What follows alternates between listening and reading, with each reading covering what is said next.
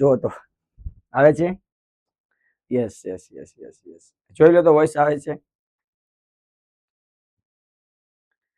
Voice નથી આવતો તો વોઇસ આવી જશે. જુઓ તો સૌને ગુડ મોર્નિંગ. 12 નથી વાગ્યા એટલે ગુડ મોર્નિંગ ચાલશે તમારા બધાનું હજુ. બરાબર, મારી સામે તો ઘડિયાળ પડી જ છે. સૌને ગુડ મોર્નિંગ. બધા જ બ્રેક પછી આવી જાઓ. અને હવે વોઇસ આવવો જોઈએ કે હજુ નથી આવતો? આવી ગયો ને? ચાલો, ઓકે, ગુડ. તો અધ્યાપન જે કૌશલ્યોમાં આપણે ટોટલ 22 અધ્યાપન કૌશલ્યો આપણે શીખવાના છે. એ 22 માંથી આપણે 17 સુધી તો પૂરા કર્યા છે અને 18મું છે ઉચ્ચ પ્રશ્ન કૌશલ્ય. કાલે તમે બધા જે જોયા હશે, બરાબર, અને એમાંથી તમને લગભગ બધાને આવડતું હશે. આપણે એક એકને મૂક્યું હતું પણ ખરું, તમને તમારા દિમાગ માટે સ્કીમા એની બનાવી હતી, એની અલગની, બરાબર. તો એ સ્કીમા મુજબ તમે ત્યાં જોયું પણ હશે. અત્યારે એક ખૂબ સરસ મજાનો પ્રેરણાદાયક કિસ્સો આ બ્રેકની અંદર બન્યો, જે હું તમારી સાથે શેર કરવા માંગુ છું. તમે બધા ટીચર છો ભવિષ્યના, બરાબર. તો મને ખૂબ આનંદ થયો કે જ્યારે હું અહીંથી બહાર નીકળ્યો ત્યારે એક ભાઈ ઓલરેડી કલાકથી રાહ જોઈને બેઠા હતા મારી, કે સાહેબનો લેક્ચર પૂરો થાય તો હું એમને મળું એમ. કપડવંજ ખેડાથી એમને સ્પેશિયલ એક મારે અભિમન્યુ સરને મળવા આવવું છે, સમજો. તો એ છોકરાઓ મને કે સર તમારે રાહ જોઈને બેઠા છે એમ, કે ભાઈ કેમ. એટલે હું એમને ઓળખતો નહોતો, હું એમનાથી પરિચિત નહોતો. એમ મળ્યો અને એમને આવીને સીધા મને પગે લાગવાનો. મારાથી મોટી ઉંમરના હતા. ના, એવું ના કરશો, આપણે સરખી ઉંમરના જ છીએ એમ, એટલે એમાં કશું જ કરવાનું નથી. પણ પછી એમને જયારે વાત કરી, એમની બધી વાત કરી, મને બહુ જ ગમ્યું એમ, કે વિદ્યાર્થીનો જે પ્રેમ છે ને એ અકબંધ, જે હજુ અકબંધ છે એમ. આજથી થોડા વર્ષોની પહેલા વાત કરું તો દક્ષિણ ગુજરાતના જેટલા પણ વિદ્યાર્થીઓ જયારે પાસ થયા ને, ત્યારે એ સ્પેશિયલ પેંડા દેવા, ખાલી કાળી પેંડા દેવા, સમજો. અન્ય માટે પેંડા છે, મારા માટે તો એ બહુ પ્રેરણા છે. તો એ સ્પેશિયલ દેવા માટે એ ગાંધીનગર સ્પેશિયલ આવેલા એમ. કોઈ બેન હોય તો એના હસબન્ડ જોડે આવે, કોઈ ભાઈ હોય તો બીજા એ રીતે ગ્રુપમાં આવે, અને હવે આવેલા એમ. આવા પ્રેરણાદાયક કિસ્સાઓથી અમને બહુ જ એનર્જી મળતી હોય છે. કાલ કોઈ કહેતું હતું મને એમ કે અભિમન્યુ સાહેબ તમે થાકતા કેમ નથી એમ. તો જો આવું નવો પ્રેમ જયારે મળતો રહે વિદ્યાર્થીઓનો, ત્યારે કોઈ શિક્ષક, હું હોય તમે હોય, આપણે ક્યારેય થાકતા હોતા નથી. ચાલો શરૂ કરી દઈએ હવે. યસ, હવે ઉચ્ચ કક્ષા પ્રશ્ન કૌશલ્ય તરફ આપણે જવું છે. અત્યારે ધ્યાન આપશો. ઉચ્ચ કક્ષા જે પ્રશ્ન કૌશલ્ય છે, આમ તો તમે બે આના સ્કિલ જોઈ પ્રશ્નની જ. એક તો પ્રશ્ન પ્રવાહિતા કૌશલ્ય,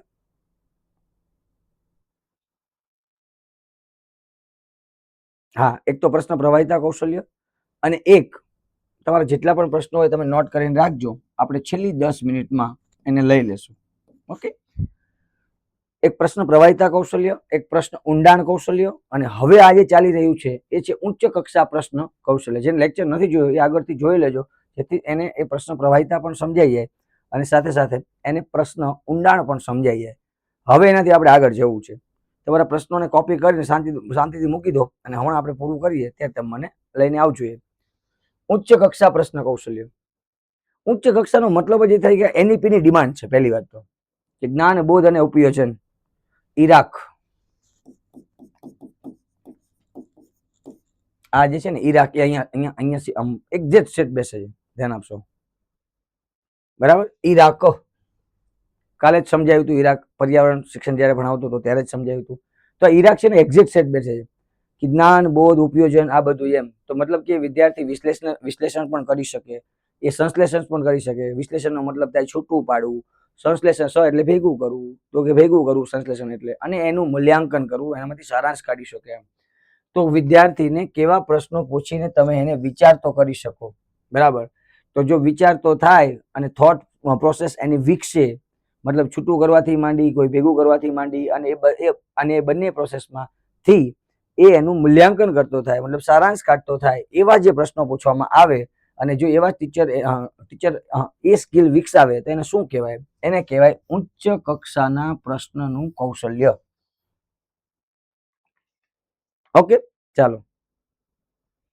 બીજું ઉદ્દેશ્ય તો એ જ છે ક્રિટિકલ થિંકિંગ વિકસાવવી. એનઈપી ને જેને આખી વાંચી હોય એને ખબર હોય કે હવે આજ મુજબ જવાનું છે. વિદ્યાર્થીઓમાં સર્જનાત્મકતા વિકસે. કોઈ સમસ્યા આપવામાં આવી છે તો એ સમસ્યાને સોલ્વ કરવા માટે વિદ્યાર્થી કેવી પ્રતિક્રિયા આપે છે, એ માટે તમારે એને પ્રોત્સાહિત કરવાનો છે કે કઈ વાંધો નથી, XYZ કોઈ પણ જટિલ છે કે સરળ સમસ્યા છે, સરળમાં તો એને વાંધો નથી આવવાનો, તમે એઝ અ ગાઈડ તરીકે રોલ કરશો તો એ ચાલશે. અહીંયા પણ જટિલમાં તમારે ગાઈડનો જ રોલ કરવાનો છે, પરંતુ અહીંયા જટિલ સમસ્યા છે તો ત્યાં તમારી જવાબદારી થોડી વધુ થશે, મતલબ કે સંપૂર્ણ સમજણ તમારે આપવી પડશે. પહેલા તમે સંપૂર્ણ સમજણ આપશો, પછી એ આગળ વધી શકશે. જો ચૌધરી જીગરભાઈ તો કાલનું લખી પણ દીધું ઈરાકનું, એમ કે એક્સપિરિયન્સ, રિફ્લેક્શન, એપ્લિકેશન અને કોન્સોલિડેશન બધું જ બરાબર છે. એનું ગુજરાતી પણ તમને આવડવું જોઈએ સાથે સાથે, બરાબર. એટલે અત્યારે હું કોઈ બીજી ચર્ચા કરીશ નહીં. તમે પ્રશ્ન લખશો તો પણ હું એનો જવાબ અત્યારે નહીં આપું, હું તમને આપીશ છેલ્લી 10 મિનિટમાં. અને જેને હોટ ક્વેશ્ચન જે કહે છે, બરાબર છે ઉદયકુમાર, એ એનો પરફેક્ટ આન્સર છે. તો આ જે ક્રિટિકલ થિંકિંગ એનું વિકસે અને ઉચ્ચ કક્ષાના તમે જે પ્રશ્ન પૂછો છો, જેને હોટ તમે કીધું પરફેક્ટ છે, બરાબર, હાયર ઓર્ડર થિંકિંગ એમ.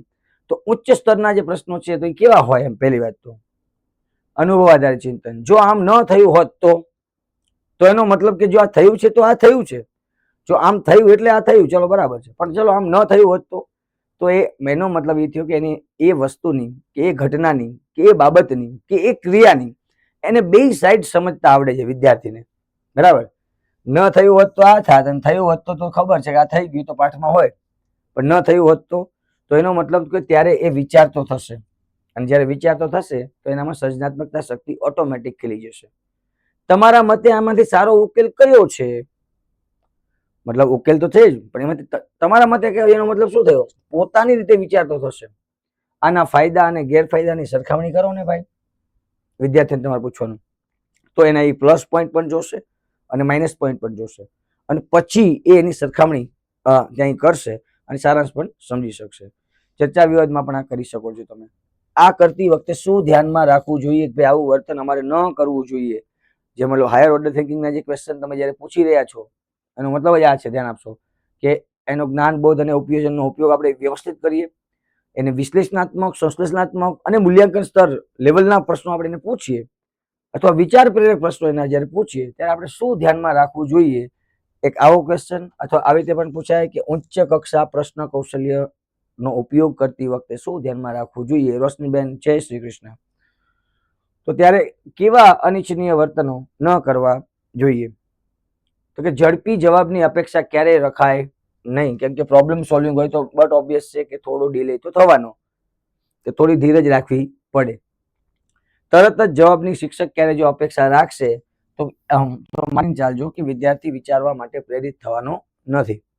તો તરત જવાબની અપેક્ષા નથી રાખવાની. આને તમે નોટ કરીને રાખી શકો મગજમાં. આધાર વગરના પ્રશ્નો, મતલબ કે વિષય વસ્તુનો આધાર જ તમે નથી આપ્યો, બેઝ જ નથી આપ્યો, અને પછી તમે મૂલ્યાંકન કરવા બેસો છો, તો તમે એવી અપેક્ષા ન રાખી શકો કે વિદ્યાર્થી સાચો જવાબ જ આપશે. તમે જો કન્ટેન્ટ પરફેક્ટ આપ્યું છે અને એની આઉટ ઓફ કંઈ પૂછતા નથી, અને એ કન્ટેન્ટ તમારું પરફેક્ટ છે, તો જ એ પછી વિચારી અને મૂલ્યાંકન કરી અને માની લો કે એ સ્થિતિ થઈ છે તો આ થયું, એ સ્થિતિ ન થાત તો આ થયું, તો એનો ચોક્કસ જવાબ આપી શકશે. પણ અહીંયા બેઝ છે તમારું વિષય વસ્તુ, કન્ટેન્ટ. તમે કયા કન્ટેન્ટથી એને, મતલબ કેવી રીતનું કન્ટેન્ટ એને પીરસો છો, એના આધાર ઉપર ત્યાં એ આવશે. તો આમ જોવા જાવ તો પ્રશ્ન પ્રવાહિતા કૌશલ્ય એ સાવ સિમ્પલ છે, કે હા કે નામાં ન પૂછાય, સૂચનશીલ પ્રશ્નો ન પૂછાય, અટકલ પોષલ ન પૂછાય, પડઘાવાળા ન પૂછાય, એ પહેલામાં હતું. પ્રશ્ન ઊંડાણમાં, તો પ્રશ્ન ઊંડાણમાં તમે પૂછ્યો છે પ્રશ્ન, એને જવાબ આપ્યો છે, હજુ એની વધારે માહિતી લેવી છે તો તમે પૂરક જે પ્રશ્નો પૂછો છો એ પ્રશ્ન ઊંડાણ કૌશલ્ય છે. પણ અહીંયા વાત છે ઉચ્ચ કક્ષાનો પ્રશ્ન, તો ભાઈએ જે લખ્યું ને બરાબર છે, હોટ ક્વેશ્ચન, બરાબર, હાયર ઓર્ડર થિંકિંગ, મતલબ એ વિચારવા માટે પ્રેરાય આગળ, અને વિચારીને પછી એ કોઈ વસ્તુને સમજે, એ વસ્તુને અલગ અલગ વિશ્લેષણ કરે, એને ભેગી કરીને પણ સમજે, અને એનો સારાંશ કાઢીને પણ સમજે, એવા પ્રશ્નો જે આવે છે એને કહેવાય ઉચ્ચ કક્ષાના પ્રશ્ન કૌશલ્ય. આ સ્કિલ તમારે વિકસાવવી જોઈએ, એનઈપીની ડિમાન્ડ છે આ ઉચ્ચ કક્ષાના પ્રશ્ન કૌશલ્યો. આ ઉચ્ચ કક્ષાના પ્રશ્નો કાલ જોયા આપણે? તો આ જોયા સર. સીટેટનું જ્યારે પેપર લીધું, મેં શરૂઆતના 24 થી 25 પ્રશ્નો સુધી વાત જ ના કરી, મેં ખાલી મોડેલ પેપર કર્યું, ત્યાં સુધી બધા જવાબ આપ્યા અમુકે, તો અમુકને એમ લાગ્યું ઓહો, પણ જેવું પછી ઓલા ભાઈ મને પૂછ્યું, મેં તરત પછી મેં બાજી ખોલી નાખી કે હા મારા ઘરના નથી, આ તો સીટેટના છે, એમ સમજો. ત્યારે ખબર પડી યસ, તો આવા જે ક્વેશ્ચન છે એ બધા ક્વેશ્ચન આમાં આવે ઉચ્ચ કક્ષાના પ્રશ્ન કૌશલ્યમાં. જય માતાજી, જય દેવશ્રી. હવે 19માં બહુવિધ પ્રશ્ન કૌશલ્યો, ધ્યાન આપશો. નામ ઉપરથી જ આપણને ખબર પડે કે બહુવિધ પ્રશ્ન કૌશલ્ય એટલે શું. ચલો પેલા તો ત્રણેયનો પ્રશ્ન ખબર પડી ગઈ. પ્રશ્ન પ્રવાહિતાનો અર્થ આ થાય, પ્રશ્ન ઊંડાણનો અર્થ આ થાય, સમજો બરાબર. અને આ તમારું છેલ્લું, જો આમ તો ચોથા એક કામ કરીએ આપણે ચારેયને સાથે પહેલા સમજી લઈએ, ઉચ્ચ કક્ષાને સમજી લઈએ, હોટને પણ સમજી લઈએ, અને પછી બહુવિધને પહેલા જોઈ લઈએ, થોડો આઈડિયા આવી જાય, પછી ચારેયનું કમ્પેરિઝન આપી દો એક સાથે. બહુવિધનો મતલબ શું છે? બહુવિધનો મતલબ થાય ઘણા બધા અલગ અલગ, એટલે કે એના ટાઈપ્સ, જેના સ્વરૂપ છે પ્રશ્નોના, એ તમારે ચેન્જ કરતા રહેવા પડે. મતલબ કોઈ મૌખિક રીતે પૂછે, કોઈ લેખિત રીતે પૂછે, થોડા અમુક ચિત્ર આધારે પૂછવાના હોય, અમુક ક્વિઝના આધારે હોય, બરાબર. તો એ જે વિવિધ સ્તરો છે જેથી જ્ઞાનનું તમે મૂલ્યાંકન કરી શકો, એના પ્રશ્નોનો તમારે ઉપયોગ કરો, એને કહેવાય બહુવિધ પ્રશ્નો. માત્ર મૌખિક પૂછ્યા તો મૌખિક પ્રશ્ન થાય ને બહુવિધ ના કહેવાય, માત્ર લેખિત પૂછ્યા તો એને ના કહેવાય. તો એનો મતલબ કે આ બધાનો કોમ્બો હોય, અમુક મૌખિક હોય, અમુક લેખિત હોય, અમુક ચિત્રના આધારે હોય, અમુક ક્વિઝના આધારે હોય, આ બધાનો જો કોમ્બો થાય ને, તો કોમ્બો જે થાય એને કહેવાય મિત્રો બહુવિધ પ્રશ્ન કૌશલ્ય. નામ જ છે બહુવિધ, મલ્ટિપલ ક્વેશ્ચન સ્કિલ. એમાં બધા આવી ગયા અંદર, મૌખિક, લેખિત, ચિત્ર, ક્વિઝ બધા ત્યાં આવી જશે ત્યાં, બરાબર.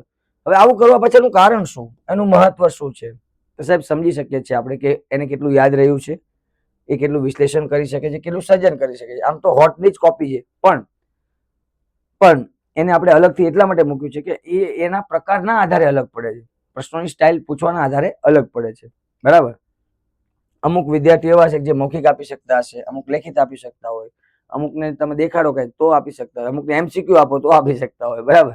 તો એમની જે વ્યક્તિગત જે ભિન્નતા છે વિદ્યાર્થીઓમાં, એને ફોકસ કરી અને આવા પ્રશ્નો બનાવવાના થતા હોય છે.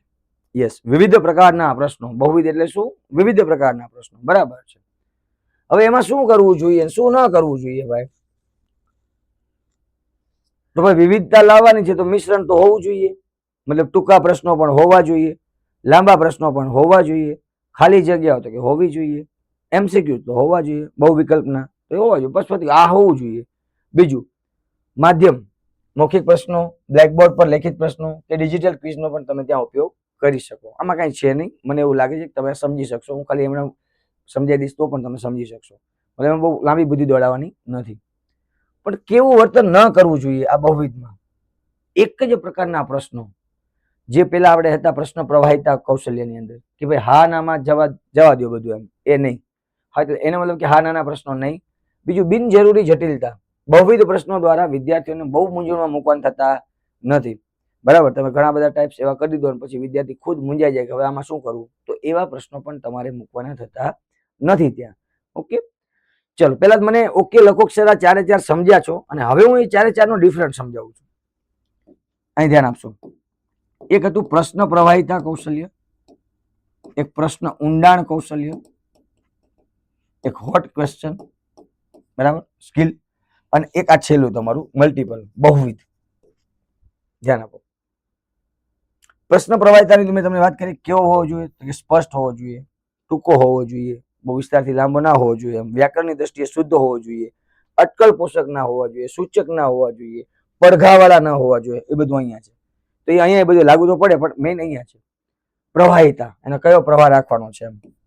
અને પ્રશ્ન ઊંડાણમાં પ્રશ્ન પૂછ્યો છે ટીચરે, પછી વિદ્યાર્થી જવાબ આપે છે, હજુ તમારે એનાથી વધારે માહિતી લેવી છે, તો અહીંયા એ પ્રશ્ન ઊંડાણ કૌશલ્ય તમને કામ આવશે. ત્યાં સ્કિલ. હોટ ક્વેશ્ચનમાં એને વિચારતો કરવાનો છે, એને વિશ્લેષણાત્મક શક્તિ એની વિકસાવવાની છે, સંશ્લેષણાત્મક શક્તિ પણ વિકસાવવાની છે, અને એની મૂલ્યાંકન સ્કિલ પણ એને વિકસાવવાની છે. સારાંશમાં તું શું શીખ્યો છે અને તારા આધારે આવું શું હોઈ શકે, તે વિચારાત્મક છે. અને બહુવિધમાં મેં તમને હમણાં જ કહી દીધું, લેખિત, મૌખિક, ક્વિઝ, ચિત્ર, આ બધું. ઓકે, ચલો. એટલે એનો મતલબ આમાં કઈ બહુ ઊંડું ઉતરવાની જરૂર નથી. આટલું આવડે એટલે સ્કિલનો કોઈ પણ ક્વેશ્ચન હોય તમે બિંદાસ સોલ્વ કરી શકો છો, બરાબર.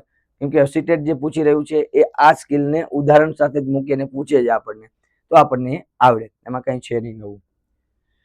બીજું વધારે કઈ જવાનું નથી. હવે આને તમને નામ ઉપરથી ખબર પડે, વ્યાખ્યાન કૌશલ્ય. પહેલી વાત તો ધ્યાન આપો કે કોઈ પણ વિષય વસ્તુ જયારે આપણે ભણાવી રહ્યા છીએ તો એના માટે ચોક્કસ સમય મર્યાદા આપણી પાસે હોય છે, કે ભાઈ અમુક મિનિટનો જ તાસ હોય છે તમારો, અને એને તમારી યોગ્ય ક્રમમાં તમારી તાસને લેવાનો હોય છે. પેલા આ, પેલા આ, પેલા આ, એને કહેવાય તાર્કિક ક્રમ. અને તમારી સ્પષ્ટતા અને તમારી પ્રવાહિતા કઈ રીતે તમે રજૂ કરો છો, બરાબર. તો એ તમે જે રજૂ કરો છો એને જે મૌખિક રીતે જે તમે રજૂ કરો છો, યસ, એ જે છે એને કહેવાય વ્યાખ્યાન કૌશલ્ય. હવે એમાં કઈ છે જ નહીં, બરાબર. એટલે તમારા જ્ઞાનનો મોટો જથ્થો આપવાની જે રીત છે એને કહેવાય વ્યાખ્યાન કૌશલ્ય. પૂછવાની શક્યતા લગભગ શક્યતા ઓછી છે, એટલે બહુ આમાં ટાઈમ નહીં બગાડું તમારો, બરાબર. છતાં પણ એનો ઉદ્દેશ્ય જોઈ લો કે ભાઈ ઓછા સમયમાં તમે વધુ માહિતી વિદ્યાર્થીઓને આપી શકો. તાર્કિક કૌશલ્ય વિકસાવવું એ ગપ્પુ છે. એમાં સાથે બીજું ઈચ્છનીય વર્તનો ઘટક. તો તાર્કિક ક્રમ મતલબ જ્યારે પણ તમે વ્યાખ્યાન કે તમે કંઈ બોલી રહ્યા છો, તમે એને સમજાવી રહ્યા છો, ત્યારે તમારે ક્રમને જાળવી રાખવો ખૂબ જરૂરી હોય છે. બીજું અવાજનું નિયમન, કેમ કે વ્યાખ્યાનમાં મેઇન છે મૌખિક, તો બટ ઓબ્વિયસ છે કે અવાજ ઉપર તો કંટ્રોલ જોશે. અવાજ ઉપર કંટ્રોલ એટલે કઈ રીતે? તો કે તમારો અવાજ સ્પષ્ટ હોવો જોઈએ અને વર્ગને અનુરૂપ હોવો જોઈએ, વિદ્યાર્થીઓ યોગ્ય રીતે સાંભળી શકે એ રીતે તમારે બોલવું જોઈએ. છેલ્લી પાટલીમાં બેઠેલો વિદ્યાર્થી પણ તમારા અવાજને સાંભળી શકે એ રીતે તમારે રાખવું જોઈએ, બરાબર. ચલો, શું ના કરવું જોઈએ બોલતી વખતે શિક્ષકે? એક ધારું જવા જ દેવાનું એવું કરવાનું થતું નથી, નહીં એટલો ક્લાસ બોરિંગ થઈ જશે. કથન કૌશલ્ય, વ્યાખ્યાન કૌશલ્ય, બરાબર છે. એક ધારી ગતિ, લાંબા સમય સુધી એક જ સ્વર કે ગતિએ બોલતા રહો એટલે સાહેબ કેસેટ કરતા એવું લાગે અને છોકરા બધા સુઈ જાય શાંતિથી. કાંઈ વાંધો સાહેબ, પૂરું થાય ત્યારે કહેજો, અમે ઉઠી જશું એમ. એટલે છોકરા પછી બધું ઉપરથી જતું હોય એમ, એવું પણ નથી કરવાનું. થોડો વિરામ પણ લેવાનો છે. અને અધૂરી તૈયારી વગર તમે જો વ્યાખ્યાન આપવા ગયા એટલે માની લો તમારા જે સ્ટેટમેન્ટ તમે જે આપશો અથવા કંઈ પણ સમજાવશો એમાં અસંગતતા હશે, તમે બોલતા કંઈ હશો બીજું કાંઈ હશે, તો એવું ત્યારે થશે ત્યારે અસંગતતા પેદા થશે. એનો મતલબ કે તમારે સંપૂર્ણ તૈયારી સાથે ઉતરવું પડે તો જ તમે ચાલો, બરાબર. મંજુલાબેન કે એમ થાય જો કે ભેંસ આગળ ભાગવત એમ. ઓકે, તો એવું જ થાય પછી બીજું શું થાય એમાં? પરફેક્ટ. તો એવા અનિચ્છનીય વર્તન. ચલો 22 છે, 21માં પહોંચ્યા છે. એટલે આમાં મને એવું લાગે છે કે આમાં કઈ એટલું બધું વ્યાખ્યાન છે નહીં, છતાં પણ તમને જોવું જોઈએ કે આટલી આપણે ધ્યાન રાખવી જોઈએ, બરાબર. પછી આયોજિત પુનરાવર્તન કૌશલ્ય, પ્લાન્ડ સાથેનું પુનરાવર્તન કૌશલ્ય એટલે કે પાઠના અંતે કે ચોક્કસ સમયગાળા પછી, એવું જરૂર નથી પાઠના અંતે, પણ અમુક તમે જે તમારા ક્લાસના ભાગ પડ્યા હોય એમાં પૂર્વ આયોજિત યોજના મુજબ, મતલબ તમે વેલ પ્લાન થયેલા છો, પહેલેથી પ્લાન ઘડેલો છે અને એ મુજબ વિદ્યાર્થીઓએ કેટલી વસ્તુ શીખ્યા અને એમને યાદ રહી એનું તમારે ચકાસવું છે અથવા તમારે વિદ્યાર્થીઓનું દઢીકરણ કરવું છે, તો એ તમે જ્યારે એને પુનરાવર્તન કરાવો છો એને કહેવાય આયોજિત પુનરાવર્તન કૌશલ્ય. પહેલેથી પ્લાન કરેલું છે, ચલો હું અહીંયા એટલું ભણાવીશ અને પછી હું એનું રિવિઝન આ કરાવીશ એમને. જો જગદેવસિંહ, મેં છે ને હમણાં જ અત્યારે જ વાત કરી દીધી છે, જે તમારા કોલ રિસીવ કરે છે જાનવીબેન, એમને મેં અત્યારે જ મળ્યું છે. એ પણ મારી વિદ્યાર્થીની જ છે જાનવી, બરાબર. એને મેં કહી દીધું છે જાનકીબેનને કે જાનકીબેન આરંભનો સ્ટુડન્ટ તમને જ્યારે ફોન કરે છે મટીરિયલ માટે, બરાબર, બધાને લાગુ પડે, કહી દો અત્યારથી, ત્યારે તમારે એનો પ્રી ઓર્ડર જે બુકનો છે એ તમારે સૌથી એ પ્રાયોરિટીમાં સૌથી આગળ પહેલા એ બધાને લિસ્ટમાં મૂકવાના છે, પછી બાકીના જે ગામ છે એને મોકલાવાના છે. ઓકે ઓકે, હવે ચલો, હવે બાકીના બધાના પછી દેશ પર. અત્યારે એ સૂચના એટલા માટે તમે આગળના લેક્ચરમાં મને પૂછી મેં તમને અત્યારે કહી દીધી, પણ હમણાં ના પૂછતો, હમણાં છેલ્લે હું તમને કહીશ બધું. શીખેલા જ્ઞાનનું કાયમી દઢીકરણ કરવું અને આ જરૂરી છે રિટેન્શન. તમે જોજો, મેં જ્યારે તમને જીન પિયાજે ભણાવ્યા, વાયલ્સકી ભણાવ્યા, કોહલબર્ગ ભણાવ્યા કે વૃદ્ધિને વિકાસ ભણાવ્યું, ઇવન મેં તમને આ કૌશલ્યો ભણાવ્યા, ત્યારે પણ મેં તમને અમુક સમયાંતરે, આખા ક્લાસના અંતે નહીં, ત્યારે તો કર્યું જ હોય, પણ અમુક સમયાંતરે મેં તમને એનું દઢીકરણ કરાવવા માટે ભાઈ વિદ્યાર્થીઓ જો આટલું આપણે શીખ્યા પુનરાવર્તન, જેથી તમને પણ ખબર પડે મને ખબર પડે કે હા યસ આવડે છે. તો એ જે છે ને એ આ જ કૌશલ્ય છે, બરાબર. એમાં કઈ એમાં નવું નથી. કયું કૌશલ્ય છે? તો કે આયોજિત પુનરાવર્તન કૌશલ્ય. ઓકે, આગળ વધते. તો એમાં શું હોવું જોઈએ શું ન હોવું જોઈએ? તો માની લો તમે છેલ્લે કરવું છે પુનરાવર્તન, બધું ભણાવી દીધા પછી, તો 5 થી 7 મિનિટ ફળવાય. એના માટે અલગ અલગ પદ્ધતિઓનો તમે ઉપયોગ કરી શકો.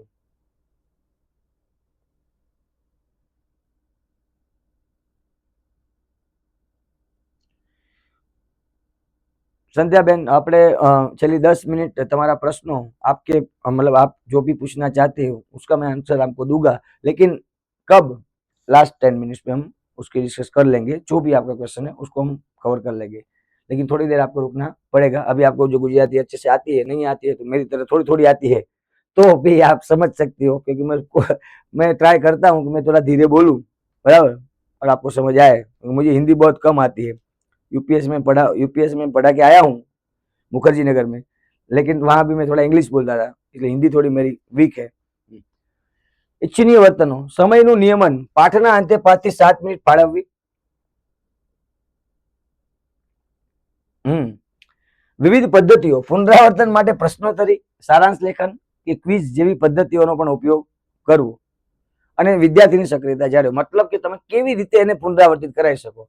માની લો તમે પ્રશ્ન પૂછી લ્યો, કાં તો કે ચલો ભાઈ આપણે આ પાઠમાં શું શીખ્યા, તો સારાંશ લેખન અને ક્વિઝ કેવી પદ્ધતિનો ઉપયોગ થાય, બરાબર। તો એક એ છે। એની સાથે વિદ્યાર્થીની સક્રિયતા, શક્ય હોય તો ત્યાં સુધી વિદ્યાર્થીઓ પાસે જ પુનરાવર્તન કરાવવાનો આગ્રહ રાખો મિત્રો, શક્ય હોય ત્યાં સુધી તમારો રોલ થોડો ઓછો બને તો વધુ સારું। આ ઈચ્છનીય ઘટક કહેવાય, આ ઈચ્છનીય વર્તન કહેવાય પુનરાવર્તન કૌશલ્ય માટે। શર્મીબેન હસી ગયા એમ, આપણે જે છે સ્વીકાર લેવાનો એમ કે મુझे हिंदी थोड़ी कम आती है, बराबर, ઓછી આતી है नहीं, कम आती है। બોલી તો ત્રણેય ભાષા શકું છું, બરાબર। મુખર્જી નગરમાં હું ઇંગ્લિશ પણ ભણાવતો હતો મિત્રો, યુપીએસસી વાળા, એટલે એ કોઈ ઇસ્યુ નથી, ઇંગ્લિશમાં ભણાવતો હતો, ઇંગ્લિશ નહીં।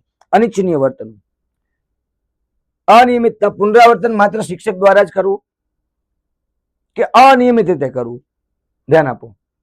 માત્ર માત્ર તમારો જ રોલ હોય તો ભેગું જ ના થાય, બરાબર। બીજું, વધારે પડતો સમય પણ ન રાખવો, એટલે ત્યાં ફિક્સ એક ટાઈમ આપી દીધો, 5 થી 7 મિનિટ તો બહુ થઈ ગઈ ભાઈ, બહુ વધારે પડતું પુનરાવર્તન પણ હોય નહીં, ને બધું પાછું ધોવાઈ જાય, તો એ રીતે પણ ન રાખવું, બરાબર। આ પણ એટલું ઓછું અગત્યનું છે, છતાં પણ તમે યાદ રાખી શકો છો ચોક્કસ, કેમ કે આપણે જયારે કન્સેપ્ટ જ કોઈ પણ વસ્તુને શીખીએ છીએ તો ખાલી તમને હું એમ મગજમાં મૂકું કે ચાલો તો મિત્રો પુનરાવર્તન કૌશલ્ય એટલે શું, તો તમારા મગજમાં એક વસ્તુ બેસી જવી જોઈએ। મગજમાં ટ્રાય કરો તો સ્કીમા શું બની પુનરાવર્તન કૌશલ્યની, તો કે સર આટલી બની, બરાબર। આગે बढ़ते, છેલ્લું, પૂર્ણ અભિવ્યક્તિ કૌશલ્ય, અભિવ્યક્ત કરવું, ધ્યાન આપો તો જરા। જે વિચારો છે, જે લોજિક છે, જે તર્ક છે, જે અન્ડરસ્ટેન્ડિંગ છે, જે સમજણ છે, એને તમે સંપૂર્ણ સ્પષ્ટ અને તમારી જે ભાષા છે યોગ્ય ભાષામાં મૌખિક કે લેખિત સ્વરૂપમાં, ધ્યાન આપો, રજૂઆત કરવા માટે પ્રોત્સાહિત કરવાની જે ક્ષમતા છે એને કહેવાય પૂર્ણ અભિવ્યક્તિ। મતલબ જેની પણ જેટલું આવડે છે એ તમારે પૂરેપૂરું આપવું, એમ સાદી ભાષા ગુજરાતીમાં કેવું પૂરું આપવું, એને કહેવાય પૂર્ણ અભિવ્યક્તિ। પણ કેવી રીતે આપવું, જે વિચાર તમે આપવા માંગો છો, જે તર્ક આપવા માંગો છો, જે સમજણ આપવા માંગો છો, એને સંપૂર્ણ આપો, સ્પષ્ટ આપો, એકદમ ક્લિયર, અને યોગ્ય ભાષામાં આપો।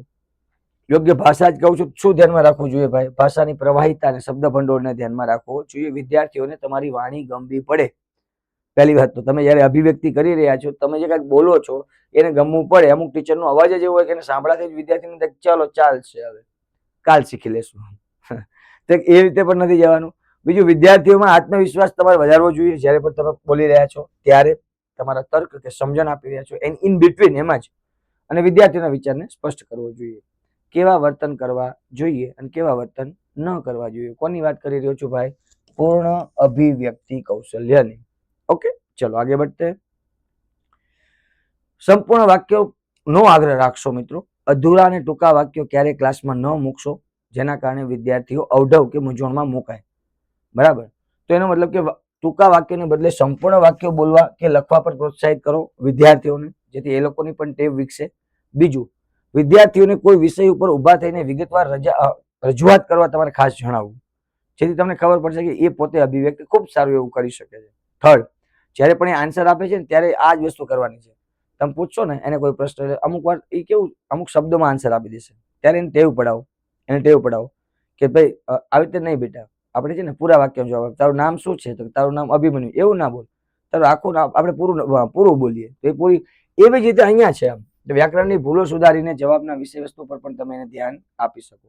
શું ન કરી શકાય અભિવ્યક્તિ કૌશલ્યની અંદર, અધૂરા જવાબો ક્યારે તમે સ્વીકારો છો, કે વિદ્યાર્થીઓ માત્ર ઈશારાથી કે એક શબ્દમાં જવાબ આપે, મેં હમણાં જ કીધું તમને,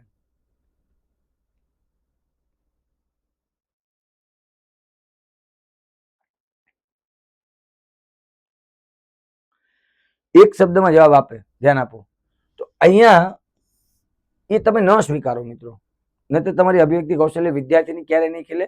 તો એને તમારે કહેવાનું પૂરા વાક્યમાં આપો, ટ્રાય કરે, અને તમે જેમ વિદ્યાર્થીને પ્રેક્ટિસ કરાવશો પછી એ જ વિદ્યાર્થી આગળ જતા પૂરા વાક્યમાં જવાબ આપવા માટે એ ટેવાઈ જશે, બરાબર, અને ભૂલોને એડવાન્સમાં તમે કહી દો. ચાલો હવે એનાથી તરફ નવો ટોપિક તરફ આપણે જઈએ છીએ. ચાલો હવે મને કયો તો વિદ્યાર્થી મિત્રો, આ જે 22 જે કૌશલ્ય છે એને હું એકવાર તમારા મગજમાં સ્કીમા બનાવું છું, ધ્યાન આપજો, અને અત્યારે જ બનાવું છું. અને બધા રેડી થઈ જાઓ, આજુબાજુનું જે પણ વાતાવરણ હોય અવાજનું કે એને સાઈડ કરી દો. બરાબર, આ નેટ પ્રેન્ડેસ તો આપણે થઈ ગયા છે, હવે એની કઈ ચર્ચા કરવાની નથી. અને 10 આપણને મોઢે છે. બરાબર, ઘટકો મોઢે છે, એમાં શું આવે છે એ મોઢે છે. પછી સૂત્રો પણ આપણે મોઢે કર્યા છે, સાથે સાથે એના અલગ અલગ. બરાબર, તો એ સૂત્રો પણ આપણને આવડે છે. પછી કૌશલ્ય હતા. ચલો આમાં હું તમને પૂછતો નથી, તમારે ટાઈપ પણ નથી કરવાનું, ધ્યાન આપશો. પહેલી વાત તો 2 મિનિટ એને તમારે ટાઈપ પણ કરવાનું નથી, પણ તમારે ડાયરેક્ટ સીધું તમારા મનમાં જે એના વિશે તમે જાણો છો એ કહેવાનું છે. જ્યાં તમે અટકો એ યાદ રાખ લો, પણ મને આ ન આવડ્યું. ઓકે, આપણે પ્રેક્ટિસ કરીએ છીએ 22 ની. લખવાનું કઈ નથી, ચેટ બોર્ડમાં કઈ નથી આવવાનું. વિષયાભિમુખ કૌશલ્ય,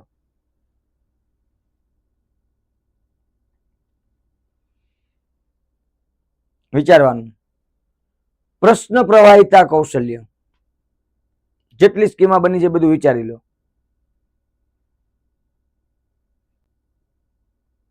વર્ગ વ્યવસ્થા કૌશલ્ય,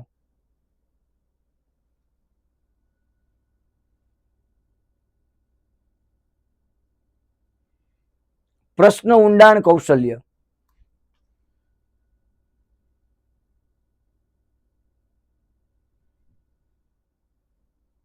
કાપા કાર્ય કૌશલ્ય,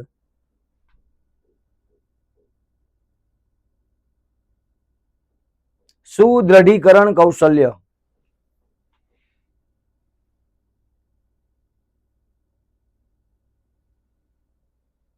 ઉદાહરણ કૌશલ્ય,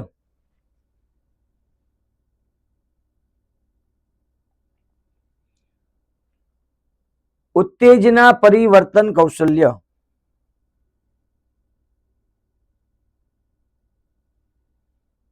સંલગ્નતા કૌશલ્ય,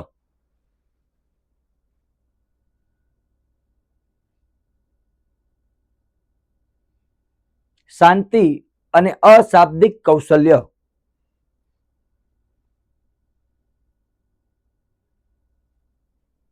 સ્પષ્ટીકરણ કૌશલ્ય,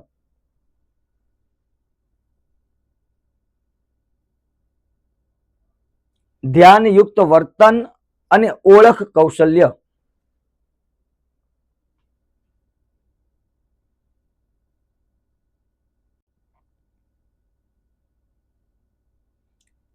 અધ્યાપન હેતુ લેખન કૌશલ્ય,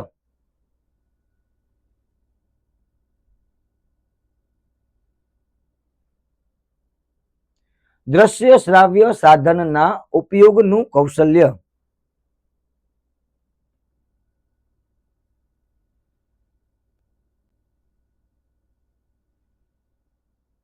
સ્વાધ્યાય કૌશલ્ય,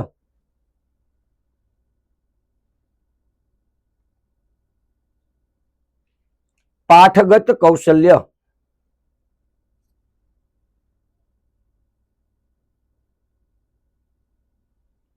ઉચ્ચ કક્ષા પ્રશ્ન કૌશલ્ય,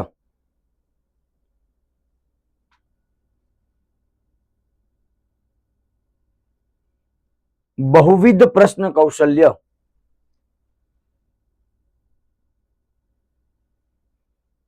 વ્યાખ્યાન કૌશલ્ય,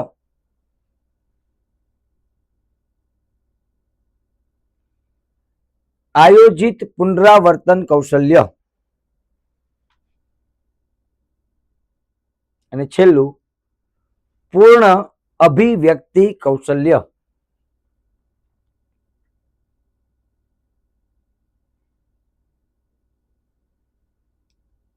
હવે તમારો એક્સપિરિયન્સ કયો મને કે તમારા મનમાં જે સ્કીમા બની એ શું પરફેક્ટ બની?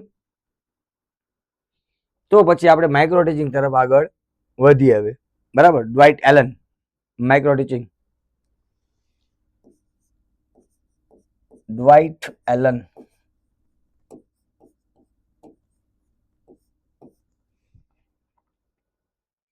કોમેન્ટ લખી દો, ત્યાં સુધી પાણી પી લો. ઓકે, આને કહેવાય કન્સેપ્ચ્યુઅલ. તમને એકદમ ક્લિયર થઈ જાય એમ.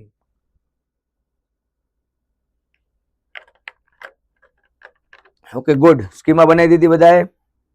હવે એને જેમ પૂછો એમ પૂછે ભાઈ, બરાબર, અને ના જાય મગજમાંથી હવે, કેમ કે તમે બનાવેલી છે, એ તમે ગોખી નથી, એ તમે બનાવેલી છે, તમે ગોખી નથી, તમે બનાવેલી છે. મેં ખાલી નામ બોલ્યો, પણ તમારા મગજમાં જે સ્કીમા તમે બનાવેલી છે એ નહીં જાય.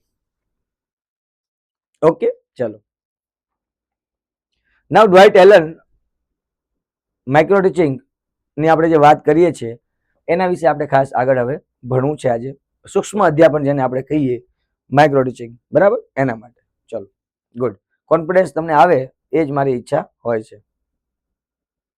ના, નામ યાદ નહીં. જો પાયલ, આવું નહીં કરવાનું. હા, આવડી જાય બસ, નામ યાદ બધા રાખવા પડે. ના પાયલ, એવું નહીં કરવાનું. એ નામ શું કહેવા માંગે છે ને એ યાદ રાખવાનું, બરાબર. જો નામ યાદ રાખીશું આપણે બેના, તો એ ગોખણ પટ્ટી થઈ. તમે અત્યારે નામ યાદ નથી રાખ્યા, નામ તો હું બોલ્યો, અને તમે એનો કન્સેપ્ટ સમજ્યા છો, કન્સેપ્ટ તમે વિચાર્યો, બરાબર, એનો મતલબ તમે ક્લિયર છો, કોઈ ઇસ્યુ આવશે નહીં. ચાલો ત્યારે આગળ ચાલીએ. માઇક્રો ટીચિંગ, સૂક્ષ્મ અધ્યાપન, એની સંકલ્પના, લાક્ષણિકતાઓ અને એની પ્રક્રિયા. ધ્યાન આપશો.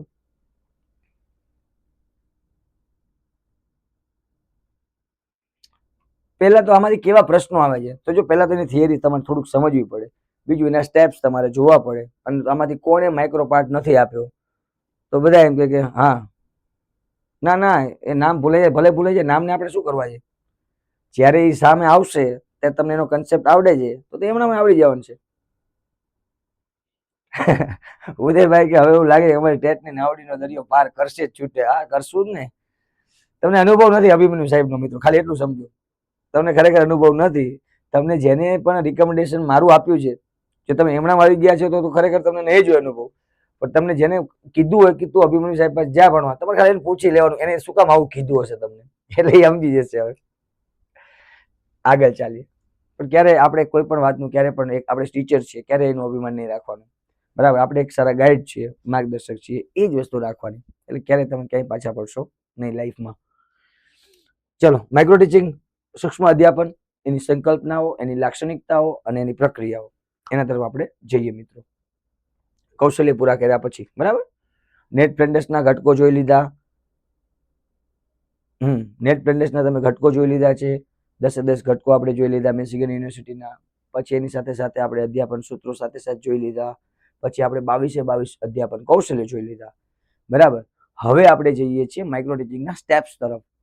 પણ માઇક્રો ટીચિંગ એટલે શું છે પહેલા તો ભાઈ આમાંથી જેટલા પણ મને સાંભળી રહ્યા છે ને બધાએ પાઠ આપ્યો, માઇક્રો પાઠ, બરાબર.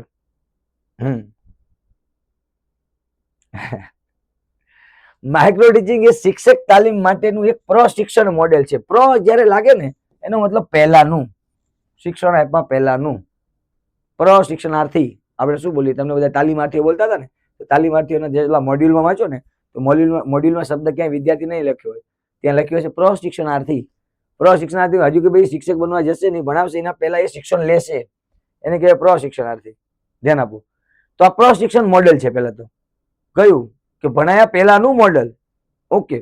જે તાલીમાર્થી શિક્ષકને, તાલીમાર્થી શિક્ષક મતલબ આપણે જયારે તાલીમાર્થીઓ તમે પીટીસીમાં હશો ત્યારે એક સમયે માત્ર એક જ અધ્યાપન કૌશલ્ય, એક સમયે માત્ર એક જ અધ્યાપન કૌશલ્ય, ટોટલ 22 છે, એમાં નિપુણતા મેળવવા એને સક્ષમ બનાવે છે. કે ભાઈ 22 એ કાર્ય નથી લેવાના, પણ એક સ્કિલ વિષયાભિમુખ છે તો વિષયાભિમુખ, પ્રશ્ન પ્રવાહી છે તો પ્રશ્ન પ્રવાહિતા, પ્રશ્ન ઊંડાણ છે તો એ, અભિમુખતા છે તો એ, અભિવ્યક્ત છે તો એ, સમજો, કાપા છે તો કાપા, બરાબર. અને એ સ્કેલ ડાઉન મતલબ કે એ એક પ્રમાણિત અધ્યાપન પ્રક્રિયા છે, મતલબ સિદ્ધ થયેલી પ્રોસેસ છે. આપણે આને આવું કહી શકીએ. સાહેબ ઉદાહરણ આપો ને. આ તો અમને ખબર પડી ગઈ કે અમે આવું જ કર્યું હતું. અમે છે ને અધ્યાપન કૌશલ્ય લઈ, એક અધ્યાપન કૌશલ્ય લઈ અને માઇક્રોપાર્ટ અમે આપ્યો હતો. કેટલી મિનિટનો આપ્યો હતો, આ બધું આપ્યું હતું, એ બધું. હવે એવા પ્રશ્નો નહીં આવે. હવે કન્સેપ્ચ્યુઅલ ક્વેશ્ચન આવવાના છે, પણ છતાં પણ હું તમને એ શીખવીશ, એ ચિંતા ના કરશો.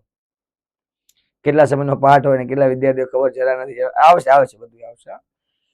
એટલે શિક્ષક તાલીમાર્થીને માત્ર વિષયાભિમુખ કૌશલ્ય શીખવવાનું હોય, માની લો, તો એ એક જ, હજુ તો આપણે શરૂઆત કરી રહ્યા છે, અંદર દેખો, તો એક જ કૌશલ્યને કેન્દ્રમાં રાખીને પાઠનું આયોજન કરશે.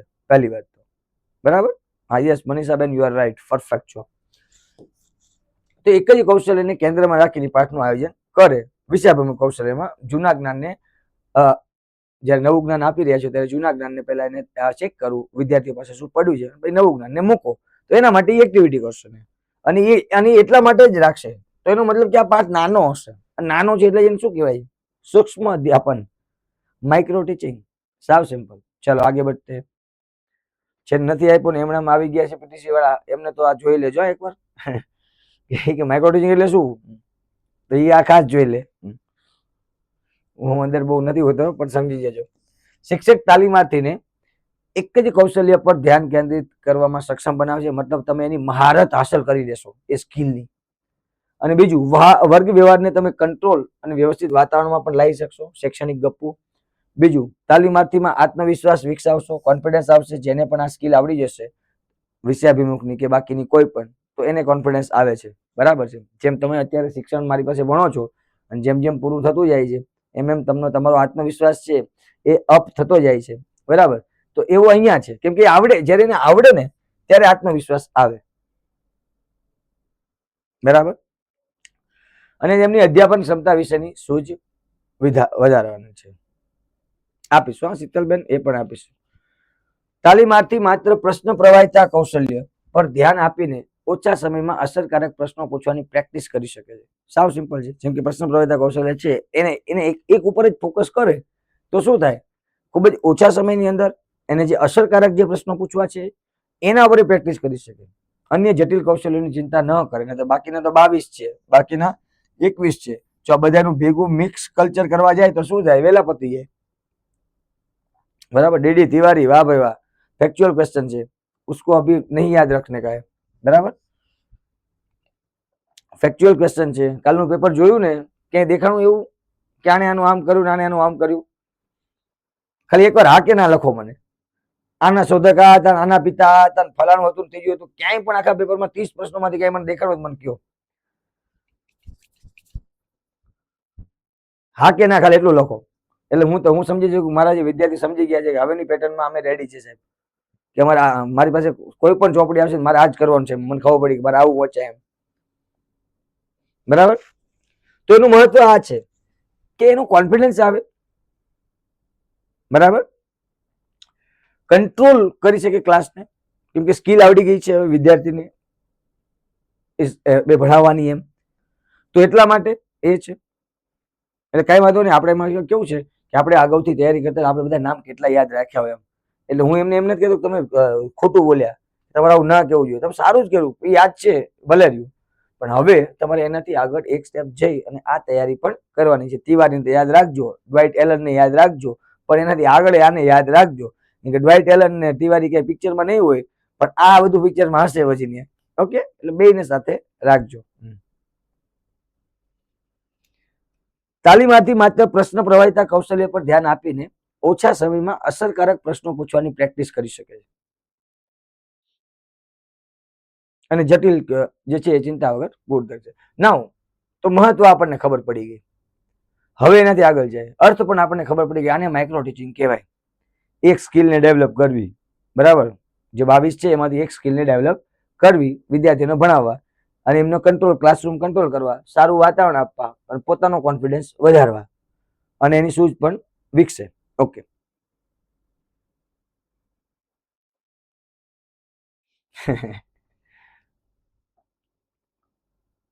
એ શક્યતા 0 છે.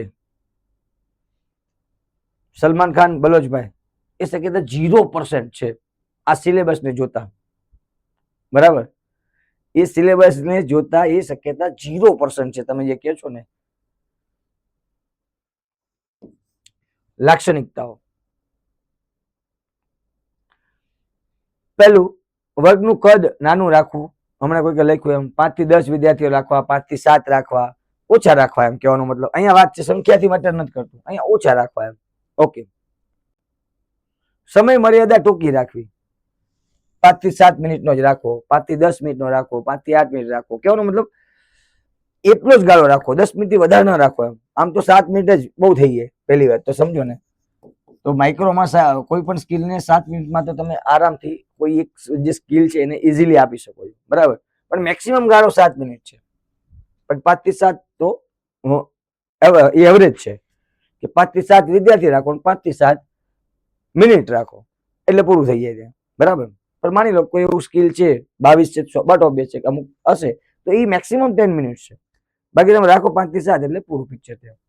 એક જ કૌશલ્ય પર ભાર આપો, એક જ સમયે માત્ર એક જ સ્કિલ તમે શીખો. બીજું ફીડબેક.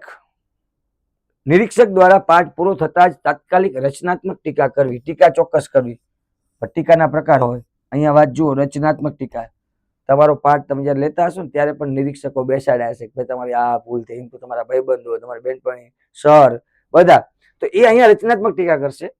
જેમ કે અહીંયા માની લો કોઈ એક 8 મિનિટનો પાઠ છે, માત્ર સુદૃઢીકરણ કૌશલ્ય જ આપવાની વાત છે વિદ્યાર્થીઓને, પોઝિટિવ નેગેટિવ, બરાબર. મિત્રો હું તમને કહેતો હોય, હું મારા અનુભવના આધારે કહેતો હોય, મેં આ જે પેન પકડી છે ને વર્ષ 2007 થી પકડી છે, વર્ષ 2007 થી. ઓકે, એટલે હવે એના ઉપર આપણે ચર્ચા મૂકી જ દો શાંતિથી, બરાબર. તમને મેં પહેલા દિવસે કીધું તમે સલામત હાથમાં છો, તમે કઈ ના કરો, તમને કહું ને એટલું કરો, બરાબર. એમાં તમારું બધું આવી જશે. 8 મિનિટનો પાઠ માની લો 7 મિનિટનો નથી, કોઈ સ્કિલ એવી વધારે છે 8 મિનિટ રાખી છે, કાંઈ વાંધો નહીં. માત્ર સુદૃઢીકરણ કૌશલ્ય એટલે કે હકારાત્મક અને નકારાત્મક બંનેની વાત છે. તો અહીંયા તમે જુઓ, પાઠ પૂરો થતા જ નિરીક્ષક તરફથી પ્રતિભાવ મળશે, મતલબ ફીડબેક મળશે, રિસ્પોન્સ મળશે કે કયા શાબ્દિક અને અશાબ્દિક સુદૃઢકોનો ઉપયોગ થયો અને ક્યાં સુધારો કરવો. અહીંયા સર તમે કર્યો, મતલબ જે તાલીમાર્થી છે એને, ઓકે, અહીંયા સુધારો થયો અને અહીંયા તમે સુદૃઢક વાપરવાનું ચૂકી ગયા. તો પરીક્ષામાં આવે ને તો તમારે લખવાનું 5 થી 7 મિનિટ, બરાબર. 5 થી 7 મિનિટ, 5 થી 7 વિદ્યાર્થી, 5 થી 7 મિનિટ, બસ એ લખી નાખવાનું. જાઓ, એ આવે તો એ આવે તો લખજો 5 થી 7. બસ ચાલો, તમારા પ્રશ્નનું સમાધાન. હજુ આગળ વધીએ. ના, એની સાયકલ, માઇક્રો ટીચિંગની સાયકલ શું છે? સાયકલ એની મતલબ પ્રોસેસ શું છે, પગથિયા શું છે, સ્ટેપ શું છે, તબક્કા શું છે, જેવો પ્રશ્ન કઈ નથી ભાઈ એમાં, બરાબર. આમ જોવા જાવ અને આમ થોડું નાનું કરીશ એટલે આ 3 આ બાજુ અને બાકીના નીચે, પણ આમ અહીંયા આમ કરશો એટલે આવી જશે. 2 મિનિટ. ફાઇલ આખી પૂરી કરી લાગતી નથી છોકરાએ.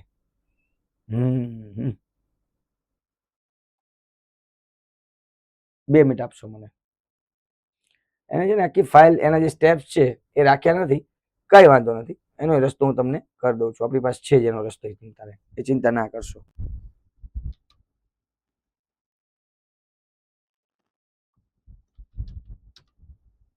બે મિનિટ આપશો ખાલી.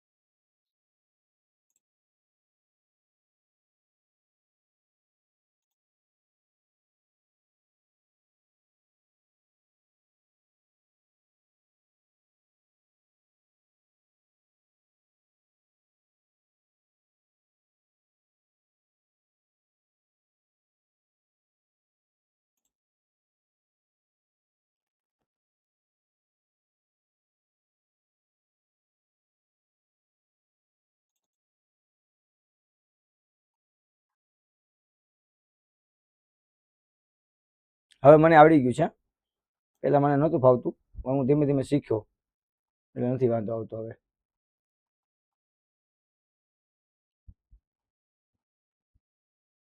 અમારી બનેલી ફાઇલ છે, એમાં એ લોકોએ ફોર્મેટ કરી છે ઓમાં, એટલે કદાચ છોકરો ચૂકી ગયો હશે એમાં લખવાનું, એટલા માટે.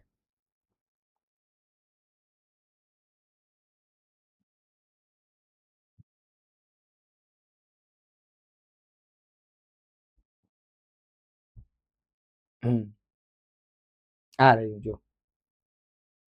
એનાથી ચૂકાઈ ગયેલું છે એટલા માટે. ચલો આપણે આમાં શીખીએ, એમાં કોઈ ઇસ્યુ નથી.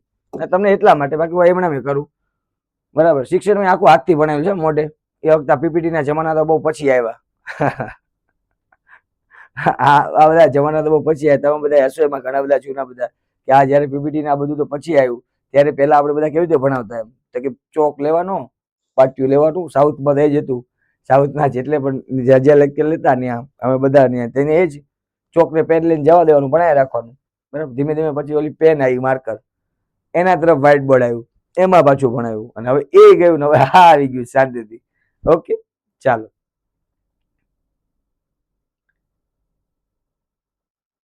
હા,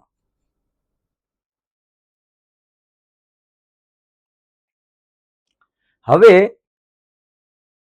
આના તરફ જવું છે, પ્રોસેસ તરફ. ખાલી આને આને એટલા માટે મેં ખુલ્લી રાખી છે, ધ્યાન આપશો જરા. કેમ કે ઓલી જે તમને જે પીડીએફ મળી ને એમાં કટ હશે, બરાબર. એ મારે નોંધવું પડશે અત્યારથી. એ જે પીડીએફમાં એ વિદ્યાર્થી ચૂકી ગયેલો હશે ત્યાં. 2 મિનિટ મને આપશો. ચાલો હું અત્યારે નોંધી લઈશ, હમણાં પછી અત્યારે ભણી લઈએ.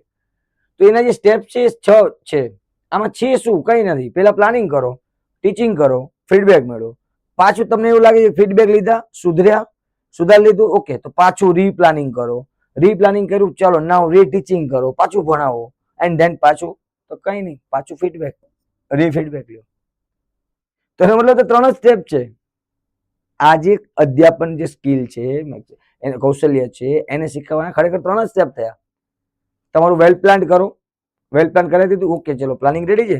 નાવ હવે તો હું ભણાવીશ, તો ભણાવી દઉં. ભણાવી દીધું તો ચલો ફીડબેક જે આપે છે, જે પણ એના માટે નિમ્યા છે, એ તાલીમાર્થીઓ હશે, તાલીમાર્થીઓ કહે ચલો ભાઈ તારે આ કરવું જોઈએ, આ જોઈએ. કોઈ સર છે તો સર કહેશે, જેને એ લોકો એ સંસ્થા દ્વારા નિમવામાં આવ્યા છે. એ લોકો જે તમારું નિરીક્ષણ કરે, એનો મતલબ તમારે ત્યાં કોણ બેઠું છે એને જો તમારું જો નિરીક્ષક કોણ તમને ચેક કરી રહ્યું છે, એ જે ચેક કરે છે એ તમને ફીડબેક આપશે. અને ફીડબેક આપશે, એ શું થશે ફીડબેકમાં? સિમ્પલ, પીડીએફ ચેક કરી મેં બધા, એમાં બધા છે જ. શું વાત કરો છો? અહીંયા ન ખુલવા પાછળનું કારણ શું? 2 મિનિટ આપો મને. હા, પછી મોટી દ્વિધા આવશે આપણા માટે.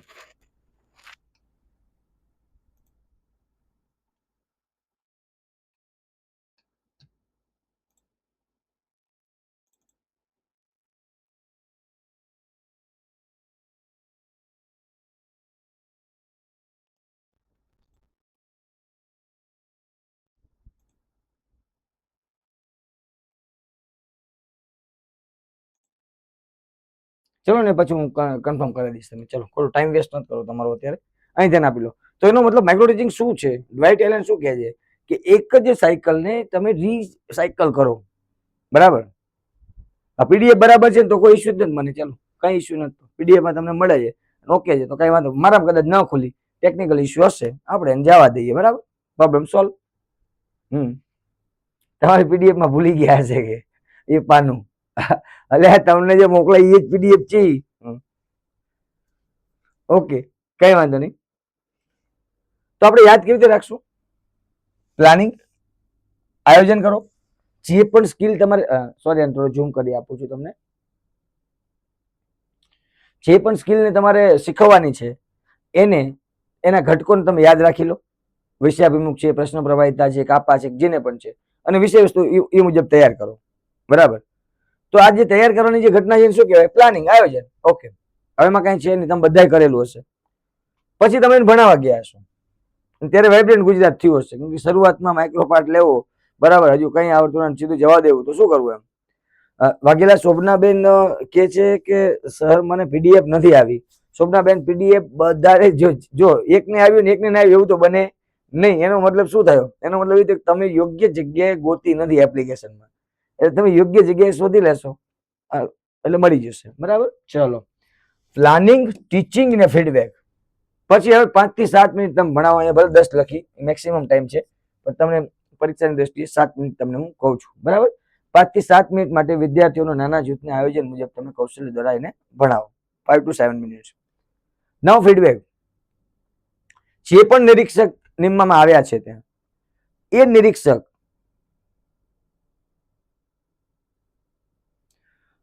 સમય તો આપણો કલાક ઉપર થઈ ગયો છે બેન.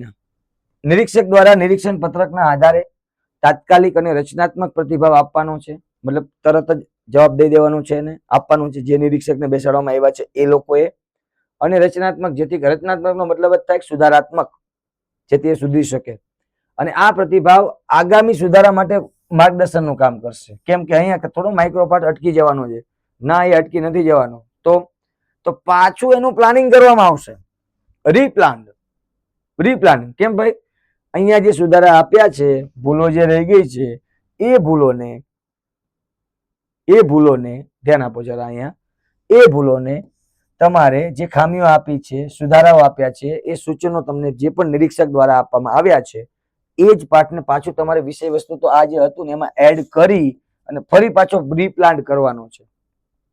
બરાબર? માઇક્રોપાર્ટ એટલા માટે જ્યારે આટલું તમે રેડી કરીને જાઓ પછી હવે તમે જ્યારે ભણાવવા જાઓ ત્યારે તમે એકદમ પરફેક્ટ હોય એમ. પછી જરા આગળ, હવે બધું પ્લાનિંગ થઈ ગયું, સુધારા હતા, ખામીઓ હતી, કંઈ પણ જે નિરીક્ષકે તમને માર્ગદર્શન આપ્યું એ માર્ગદર્શનને પાછું તમે વિષય વસ્તુમાં સુધારી અને બનાવ્યું અને આયોજન કર્યું. હવે પાંચમું સ્ટેપ, રીટીચિંગ. હવે પાછું ભણાવવા પડી જાવ. બરાબર? અને વિદ્યાર્થીઓ સામે રજૂ કરો અને જે સ્કિલમાં તમને જે સુધારાના વર્તનો હતા એના ઉપર તમે ખાસ ભાર મૂકો કે મને અહીંયા સુધારો આપ્યો હતો, મારે આ ભૂલ રહી ગઈ હતી. તો હવે જ્યારે બીજી વાર ભણાવો છો ત્યારે એ જે સૂચનો છે એને મગજમાં ફિટ રાખો અને પછી ત્યાં એનો ઉપયોગ ચોક્કસ કરો. એટલે ટીચિંગ 2 વાર થયું, 2 વાર પ્લાનિંગ થયું. બરાબર? અને હવે તો ફીડબેક એ કેટલી વાર આવશે? 2 વાર જ આવે છે. પ્રતિભાવની જગ્યાએ પુનઃ પ્રતિભાવ, ઇંગ્લિશમાં આપણે એને કહીએ રીફીડબેક. પુનઃ અધ્યાપનના પ્રદર્શનનું મૂલ્યાંકન પાછું જો કરવાનું છે, જે નિરીક્ષક જે બેસાડવામાં આવ્યા છે નિરીક્ષક દ્વારા. અને કૌશલ્યમાં સંપૂર્ણ નિપુણતા ન આવે ત્યાં સુધી આ ચક્ર ચાલુ રહે છે. મતલબ જ્યાં સુધી તમે એ કૌશલ્ય ના શીખી લો ત્યાં સુધી આ જ ચાલુ રહે. મતલબ કે હજુ આમાં ખામી આવી તો શું થાય? હજુ આમાં ખામી આવી શું થાય? પાછો ઓલો નિરીક્ષક કે ભાઈ આટલું આટલું કરવું પડશે, પાછું પ્લાનિંગ કરો, પાછું ભણાવો અને પાછું એ તમારું ફીડબેક લ્યો. મતલબ જ્યાં સુધી તમે એના ઉપર મહારત હાંસલ ના કરી લો ત્યાં સુધી આ ચક્ર ચાલુ રહે છે. પણ ખરેખર સ્ટેપ એના કેટલા છે? 6 છે. આમ જોવા જાવ તો ફર્સ્ટ 3 છે એ તમારો ડાયરેક્ટ સીધું આપો છો એ. પછી જે આગળ જે લખવાનું આવે એમાં પુનઃ આવી જાય બધામાં. ફરી વાર એમ, ફરી વાર બરાબર? આ રીતે આવી જાય. તમારે આ રીતે તમારે ત્યાં જવાનું થશે. ધીસ આર ધી 6 સ્ટેપ્સ જે તમારે યાદ રાખવાના છે અને આ 6 સ્ટેપથી જ આપણે આગળ મિત્રો વધવાનું થશે. ઓકે, હવે ફાઇલ જો ખુલી જાય તો પાછી ત્યાંથી જ હું તમને બતાવી દઉં. આ તો જૂની ફાઇલ છે ને આપણી. 2 મિનિટ. આ ફીડબેક મતલબ પ્રતિપોષણ. બરાબર? એનો ગુજરાતી અર્થ એ પણ થઈ જાય. કોઈ કન્ફ્યુઝ કઈ ત્યાં જવાની જરૂર છે નહીં. 6 સ્ટેપ્સ તમારે જવાનું છે.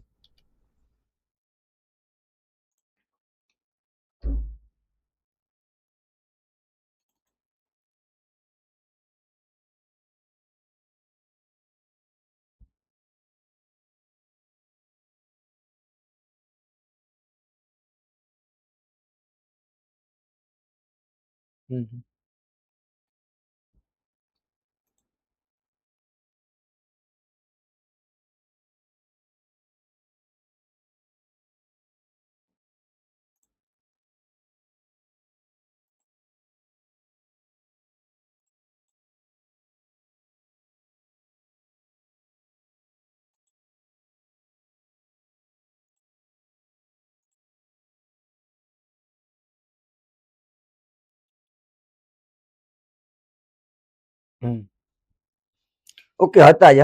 સાચી વાત છે. જેને પણ કીધું હતા પણ એ વખતે ખુલ્યું નહીં. જો આ રહ્યા. સાચી વાત છે. જેને પણ આપ્યું કે સર બુકમાં છે જ આ રહ્યા 3 ને, પણ અહીં આપણે એ વખતે ખુલ્યા નહીં એટલા માટે એ થયું. હવે આજના દિવસનું આ ટોપિકનું છેલ્લું ચેપ્ટર. બરાબર? એમાં મતલબ તમારો જે ટોપિક છે એનું આ છેલ્લું ચેપ્ટર છે. હા, 9 પીડીએફ આવી છે એ બરાબર છે. 9 જ આવી છે. હા, પછી ધીમે ધીમે આવતી રહેશે બધી. 1 તારીખ સુધીમાં બધું આવી જશે. અધ્યાપન પદ્ધતિ, પ્રવિધિ અને પ્રયુક્તિ વચ્ચેનો તફાવત ધ્યાન આપો તો જરા. જે સીટેટ જે પેટર્ન થી પૂછે, ખાલી પદ્ધતિઓના નામ આવડવાથી બધું થઈ જતું નથી. પદ્ધતિમાં શું હોય છે એનાથી પણ થઈ જતું નથી. પ્રવિધિમાં પણ એ જ ને પ્રયુક્તિમાં પણ એ જ. પહેલી વાત તો હવે પહેલા તો તમે એનો કન્સેપ્ટ સમજો. મેથડ કોને કહેવાય, ટેકનિક કોને કહેવાય અને પ્રયુક્તિ. મતલબ કે તે ટેકનિક કોને કહેવાય? તો એનો મતલબ પેલા આપણે એને સમજી લઈએ એકદમ ક્લિયર કે આ ત્રણેયનો તફાવત. પેલા તો આમ તો તમને બધાને આવડતું હશે, તમે બધા ટીચર છો, બરાબર? એટલે ટીચરને તો આ બધું બહુ જ આવડતું હોય. આયોજન, અધ્યાપન, પ્રતિભાવ, પાછું પુનઃ આયોજન, પુનઃ અધ્યાપન, પુનઃ પ્રતિભાવ. ઉષાબેન બરાબર છે. ફીડબેક ને શું કહીએ આપણે? પ્રતિભાવ. એનું ગુજરાતી થાય એ. ઓકે, તો અહીંયા જુઓ, અધ્યાપન પદ્ધતિ, પ્રવિધિ અને પ્રયુક્તિ, એના વચ્ચેનો તફાવત. ચાલો ધ્યાન આપીએ. પહેલા તો એનું વ્યાપ અને સ્વરૂપ જોઈ લઈએ. અધ્યાપન પદ્ધતિને પહેલા સમજીએ, મેથડને, બરાબર?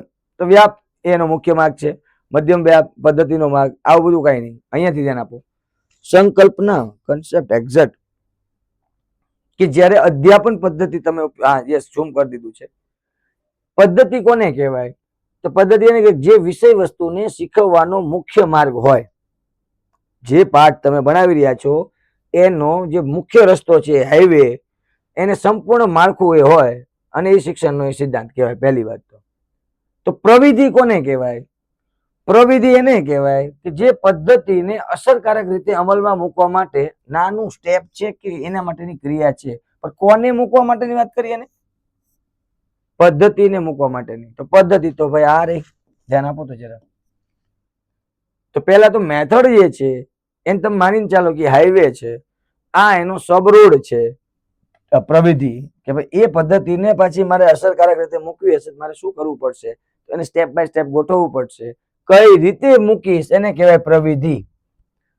શું મૂકીશ એને કહેવાય પદ્ધતિ. ધ્યાન આપશો જરા, બરાબર? કે ભાઈ મારા વિષય વસ્તુને હું કેવી રીતે શીખવીશ, અથવા કયો માધ્યમ રાખીશ, તો આ કેવું નાટક રાખીશ, કે હું કાવ્ય કહીશ, કે હું ઉદાહરણો આપીશ, એ. પણ હવે એમાં હું કેવી રીતે નાના નાના સ્ટેપ અલગ અલગ સેટ કરીશ, તો એ છે ને એ ટેકનિક્સ છે. હજુ એક શબ્દ છે ત્રીજો. પદ્ધતિ તો ખબર પડી સર, કઈ વાંધો નથી. પ્રવિધિ પણ ખબર પડી સર, ધ્યાન આપશો ને તો બધું ઉડતું સરખું લાગશે બધું. અધ્યાપન પ્રયુક્તિ, નામ જ ઉપર લખ્યું છે સૌથી ઓછો વ્યાપ, અહીંયા મધ્યમ વ્યાપ, અને અહીંયા એ મેઇન છે. એમ આ મેઇન છે. આ એના 25 લેવલ પર આવે, એના 3rd લેવલ ઉપર આવે. પહેલી વાત તો પણ સર એવી રીતે ખબર નહીં પડે, થોડું વિસ્તાર થઈ ગયો. ચાલો કહી દઈએ.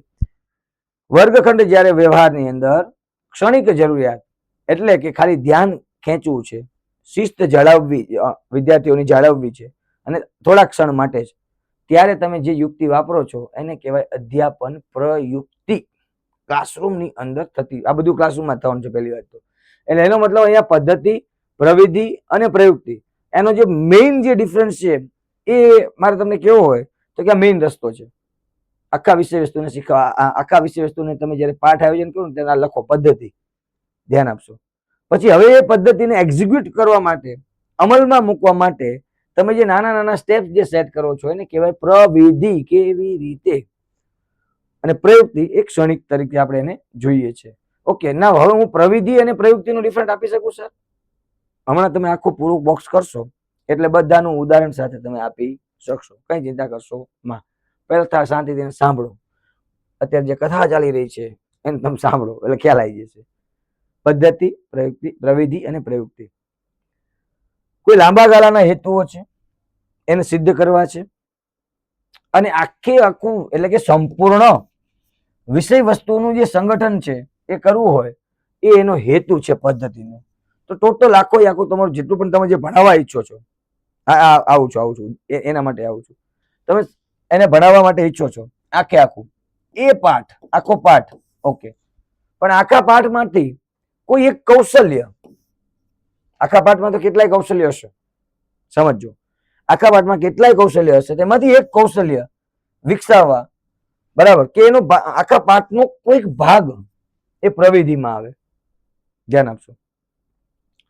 અને મેં તમને કીધું એમ કે ધ્યાનને જાળવી રાખવું છે, ખાલી પ્રેરણા પૂરી પાડવી છે, ઝડપથી શિસ્ત રાખવી છે, તો એ પ્રયુક્તિ છે. એ શોર્ટ ટર્મ છે, બરાબર.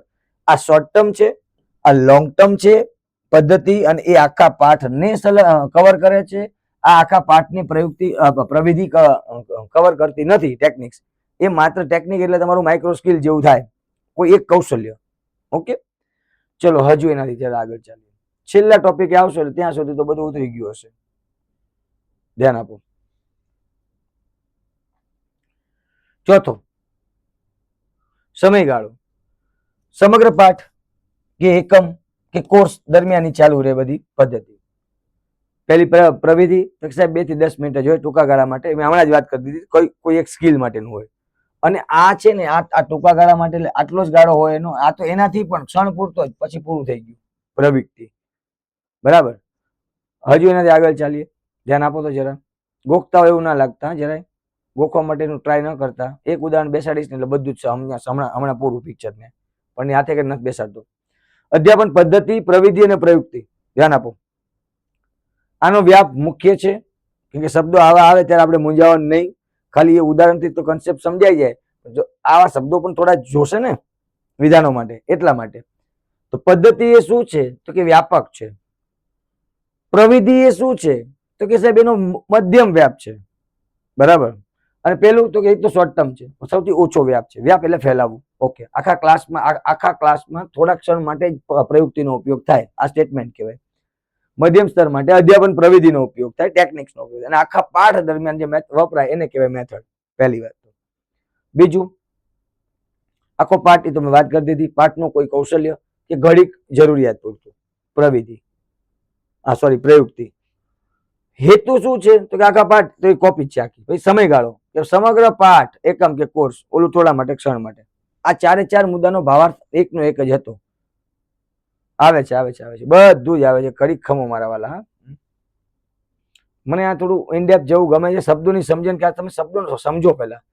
બાકી એક ઉદાહરણ મૂકશો એટલે હમણાં પૂરું, 3 પણ એનાથી એ પચશે નહીં. હું એક પદ્ધતિ કહી દઈશ, હું એક પ્રવિધિ કહી દઈશ અને એક પ્રયુક્તિ કહી દઈશ તો એનાથી પચશે નહીં. કેમ કે જ્યારે કન્સેપ્ચ્યુઅલ પૂછશે ત્યારે તમને એનો કન્સેપ્ટ પણ ખબર હોવો જોઈએ. મેથડ તો સ્પીચ, ટેકનિક તો ક્વેશ્ચન અને ડિવાઇસ તો game and drama for that. બરાબર છે, ગુડ. જેને પણ લખ્યા. પણ એ જ દાખલા તરીકે પાયલબેન લખ્યું કે મેથડ એટલે સ્પીચ, પણ નાઉ એ સ્પીચ ને તમારે હજુ એને થોડી બ્રોડ કરવી પડશે, વિસ્તારવી હશે અને સ્ટેટમેન્ટમાં મૂકશે ત્યારે આપણે સ્પીચના આધારે નહીં કહી શકીએ. ટેકનિકમાં તમે કીધું પ્રશ્નો પૂછવા, પ્રશ્ન પ્રવાહિતા કૌશલ્ય. બરાબર, તો એ કઈ સ્કિલ થઈ. બરાબર છે. આખું માળખું, નાનું પગલું, પ્રયુક્તિ એટલે ક્ષણિક. થોડી વાર ખમો મારા વાલા, આગળ જુઓ. હવે સ્થાયિત્વ લાંબા ગાળાનું હોય છે મેથડ. મેં તમને કીધું એમ. પહેલી બાજુ તો કે બદલી શકાય છે, પરંતુ પદ્ધતિની અંદર જ રહે છે. ધ્યાન આપજો કે સ્કિલ બદલી શકાય પણ એ ઓલાનો ભાગ તો રહેશે. શેનો રહેશે ભાઈ? કેમ કે આ છે તો એ છે, મેથડ છે તો ટેકનિક્સ છે. ધ્યાન આપશો. મેથડ છે તો ટેકનિક છે, મેથડ ની અંદર ટેકનિક સમાયેલી છે. પહેલી વાત તો ગુજરાતીમાં કહું, અધ્યાપન પદ્ધતિની અંદર અધ્યાપન પ્રવિધિ અને અધ્યાપન પ્રયુક્તિ આ બંને સમાઈ જાય છે. દેશી ભાષામાં કોઈ મોટું કોણ? આ ત્રણેય બેનુમાં મોટું કોણ તો કે પદ્ધતિ. વચ્ચે કોણ તો કે પ્રવિધિ. સૌથી નાની કોણ તો કે પ્રયુક્તિ. આ દેશી ગુજરાતી પહેલા, હમણાં ઉદાહરણ પછી મૂકશું પહેલા. બરાબર, એટલે એનો મતલબ કે મોટી હોય એનો વ્યાપ વધારે છે, આનો મધ્યમ છે, આનો ઓછો છે. સમયગાળામાં પણ એ જ રીતે. તો અહીંયા જે સાહિત્ય એને લખ્યું એને એવું કીધું કે આખા પાઠ દરમિયાન રહે છે, આખા એકમ ભણાવો ત્યારે રહે છે. પહેલી બાજુ તો કે સાહેબ બદલી શકાય. તમને એવું લાગે કે તમારે વેરિએશન લાવવું છે, એમાં ચેન્જ લાવવો છે, તમે લાવી શકો. હવે અહીંયા તમે ક્ષણિક છે એટલે કોઈ ઇસ્યુ જ આવતું નથી. અને હવે મેં તમને અહીંયા એનું એક સરસ મજાના ઉદાહરણો મૂક્યા છે. પુસ્તક આધારિત ઉદાહરણ પણ મૂક્યા છે અને અન્ય ઉદાહરણો પણ મૂક્યા છે જે તમે સમજી શકો. બરાબર, પણ ખાલી એવી રીતે જ નહીં. દરેક બાળક પોતાની ગતિએ શીખતો હોય છે. માની લો કે નોન ગ્રેડેડ યુનિટ સિસ્ટમ છે આખી. બરાબર, મતલબ શ્રેણી વિહીન જે ઘટક જે શિક્ષણની જે યોજના છે તેમાં વ્યક્તિગત રીતે શીખે. તો હવે આ મેથડ થઈ. પહેલા સમજો, આને મેથડ કહેવાય કે વ્યક્તિ અલગ અલગ પદ્ધતિ છે, આપણે બધા જાણીએ છીએ. બરાબર, તો કોઈ જૂથ દ્વારા, કોઈ નિદર્શન દ્વારા, કોઈ નાટ્ય દ્વારા, કોઈ પૂરક. તો હવે તમે ડિફાઇન કરી અહીંયા કે મેઇન રોડ આ છે, મેથડ છે કે હું આ મેથડ થી શીખવીશ એમ. ઓકે, એમાં કઈ તો કે ભાઈ એમાં અલગ અલગ કૌશલ્ય સાથેની અલગ અલગ. કોઈ વાર્તા દ્વારા શીખશે તો એ વાર્તા કથન એ શું છે? એ પદ્ધતિ છે? ના, એ પ્રવિધિ છે. એ શું છે? પ્રવિધિ છે. પેલા ધ્યાન આપજો. કેમ કે ભાઈ તમે બદલશો, ક્યારેક વાર્તા, ક્યારેક જૂથ કાર્ય, ક્યારેક પ્રવૃત્તિ, ક્યારેક નિદર્શન, ક્યારેક નાટ્યકરણ, ક્યારેક પૂરક વાંચન. સમજો. તો એનો મતલબ મેથડ શું છે તો કે મેથડ છે સાહેબ બાળક કઈ ગતિએ શીખે છે અને શું ગમે છે એ આખો રોડ મેપ, આખો મેઇન રોડ, એ પદ્ધતિ મેથડ, બરાબર. જેમ અત્યારે હું આખા શિક્ષણની મેથડ તમને ભણાવી રહ્યો છું એમ, પણ એની અંદર ની અમુક મતલબ મધ્યમ સ્તરે અથવા કે એમાંથી હું આટલું આટલું કરાવીશ તો એ વાર્તા કથન, જૂથ કાર્ય, નિદર્શન, નાટ્યકરણ, પૂરક. પહેલી બાજુ સાહેબ એ તો સાવ ઈઝી છે. તમે સમજો કે અધ્યાપન પ્રયુક્તિનો મતલબ શું, ટેકનિક શું, તો ટેકનિક એ જ કે ભાઈ હું હકારાત્મક સુદર્શક વાપરીશ, નકારાત્મક સુદર્શક વાપરીશ, બરાબર. ખૂબ સરસ કહેશું, માથું ધોણાઈશું. જે સુદર્શકો જે વાપરો છો એ ક્ષણિક હોય છે, એ આખો ક્લાસમાં ચાલુ નથી રહેતું એમ કે સવાસ સવાસ સવાસ તો છોકરા કે સાહેબ સાહેબ બસ. એનો મતલબ અહીંયા આ ક્ષણિક છે, ધ્યાન આપો. પણ શું ક્ષણિક છે તો સાહેબ પ્રયુક્તિ, થોડું ઝૂમ નહીં થાય ચિંતા ના કરો, હું બોલતો રહીશ. પ્રયુક્તિ એક ક્ષણિક છે, પ્રયુક્તિ માટે સુદર્શક નું કહી શકાય. અધ્યાપન પ્રવિધિ, ટેકનિક્સ, તો ટેકનિક્સ ઉપરથી જ ખબર પડે. ઇંગ્લિશમાં ટેકનિક જુઓ તો ખબર પડી જાય. પ્રવિધિ કઈ વિધિથી, બરાબર, તો એમાં વાર્તાની વાત છે, જૂથ ચર્ચાની વાત છે, બરાબર. હા યસ. અને નિદર્શન કે નાટ્યકરણ કે પૂરક વાંચનની વાત છે. અને અહીંયા આખું એની થીમ આપી છે તમને, આખા પાઠની કે આખો એકમ, એમ આખો પાઠ ને આખો એકમ.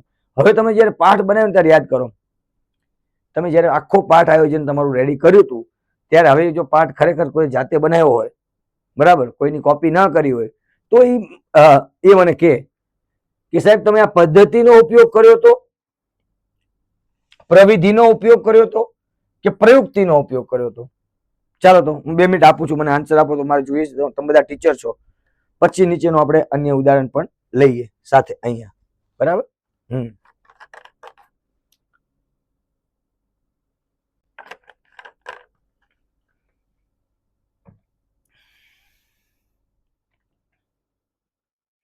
ચાલો,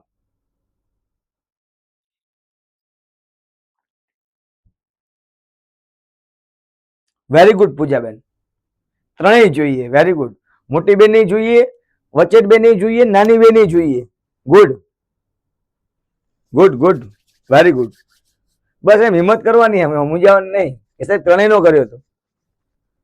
અહીંયા મેં તમને ખાલી ડિફરન્ટ એનો સમજાયો છે, બરાબર. બાકી તો હોય જ બધું જ. જેમ કે વ્યાખ્યાન શું છે તો વ્યાખ્યાન એક પદ્ધતિ છે જ, પ્રશ્નોત્તર શું છે એ પદ્ધતિ જ છે, બરાબર. પ્રયોગ શું છે તો કે પદ્ધતિ છે, પ્રોજેક્ટ શું છે તો પદ્ધતિ છે, બરાબર. એની સામે પ્રવિધિ છે તો પ્રવિધિ તો ગણિતની છે, મતલબ મધ્યમ સ્તરે. ચર્ચા તમે કરાવશો, માની લો ચર્ચા નથી કરાવી તો પ્રવાસ પ્રવિધિ કરાવી નાખશો, નિરીક્ષણ કરાવી નાખશો, તો આ પ્રવિધિ છે. અને પેલી સામે અધ્યાપન પ્રયુક્તિ તો ભૂલી જ જવાનું છે. કેમ? એ તો ક્ષણિક જ છે. જે ક્ષણિક બાબતો જે થઈ રહી છે ક્લાસરૂમ ની અંદર એ બધી એને કહેવાય પ્રયુક્તિ, યુક્તિ. શું કહેવાય? યુક્તિ. થોડી વાર માટે ક્લાસરૂમને શાંત કરવા, ડિસિપ્લિન કરવા કે કાંઈ પણ બીજી રીતે. જેમ કે અવાજમાં અચાનક ફેરફાર કરી દેવો, ઘડી થોડી વાર શાંત થઈ જવું, આંખનો સંપર્ક જાળવી રાખવો.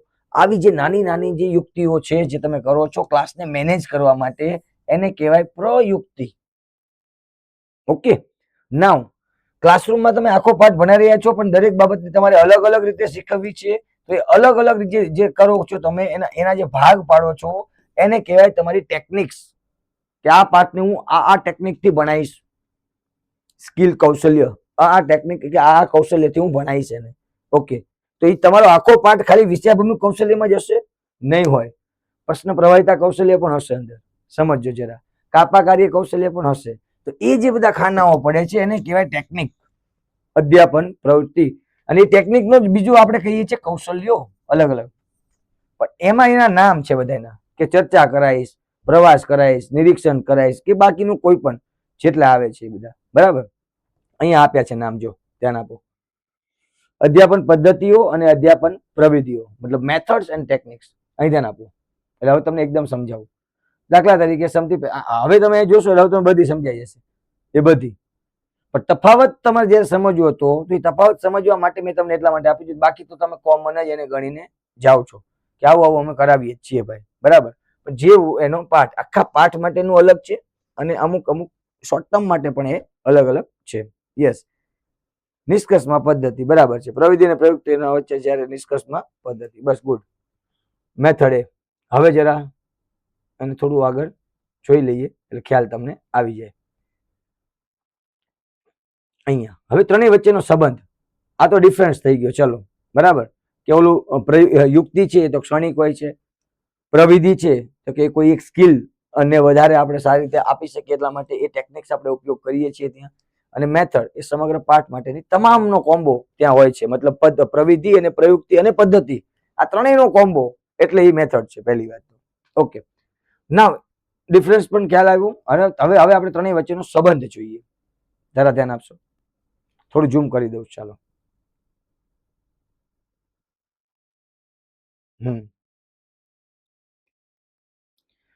તમારી સમગ્ર સ્ટ્રેટેજી આખા ક્લાસરૂમમાં કે માની લો તમારે કોઈ પાઠ લેવાનો છે તો એ આખી સ્ટ્રેટેજી છે એ મેથડ છે. દાખલા તરીકે શિક્ષકે નક્કી કર્યું કે આજે વ્યાખ્યાન પદ્ધતિ દ્વારા પાઠ પૂરો કરવો છે.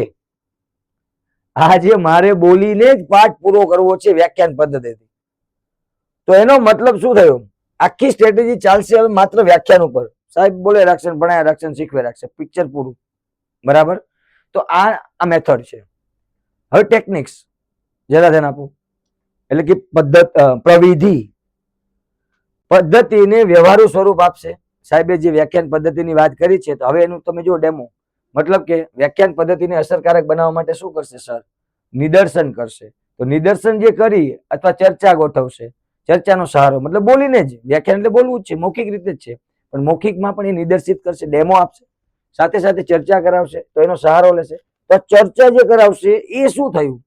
એનો ભાગ થયો. મુખ્ય હતી વ્યાખ્યાન પદ્ધતિ. સાહેબે કીધું આજ નક્કી કર્યું હું આજ વ્યાખ્યાન પદ્ધતિથી ભણાવીશ. બરાબર છે, ચલો આખો પાઠ એમ નક્કી કરી નાખ્યું. પણ વ્યાખ્યાનમાં હવે મારે બીજું શું કરે?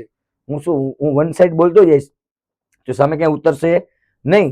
તો એનો મતલબ વ્યાખ્યાનમાં હવે ઇન્ક્લુડ શું થાય? હવે એમાં ઇન્ક્લુડ થાય ટેકનિક, પ્રવિધિ. અને એ જે ટેકનિક છે મતલબ દેખાડી અને સાહેબ પોઈન્ટ આઉટ કરે, દેખાડે બોલતા બોલતા પણ, તો નિદર્શન પણ સાથે સેટ છે. એ પછી જે પણ સાથે ત્યાં લઈ જાય છે એ. ઓકે, બીજું એ ટેકનિક્સ છે.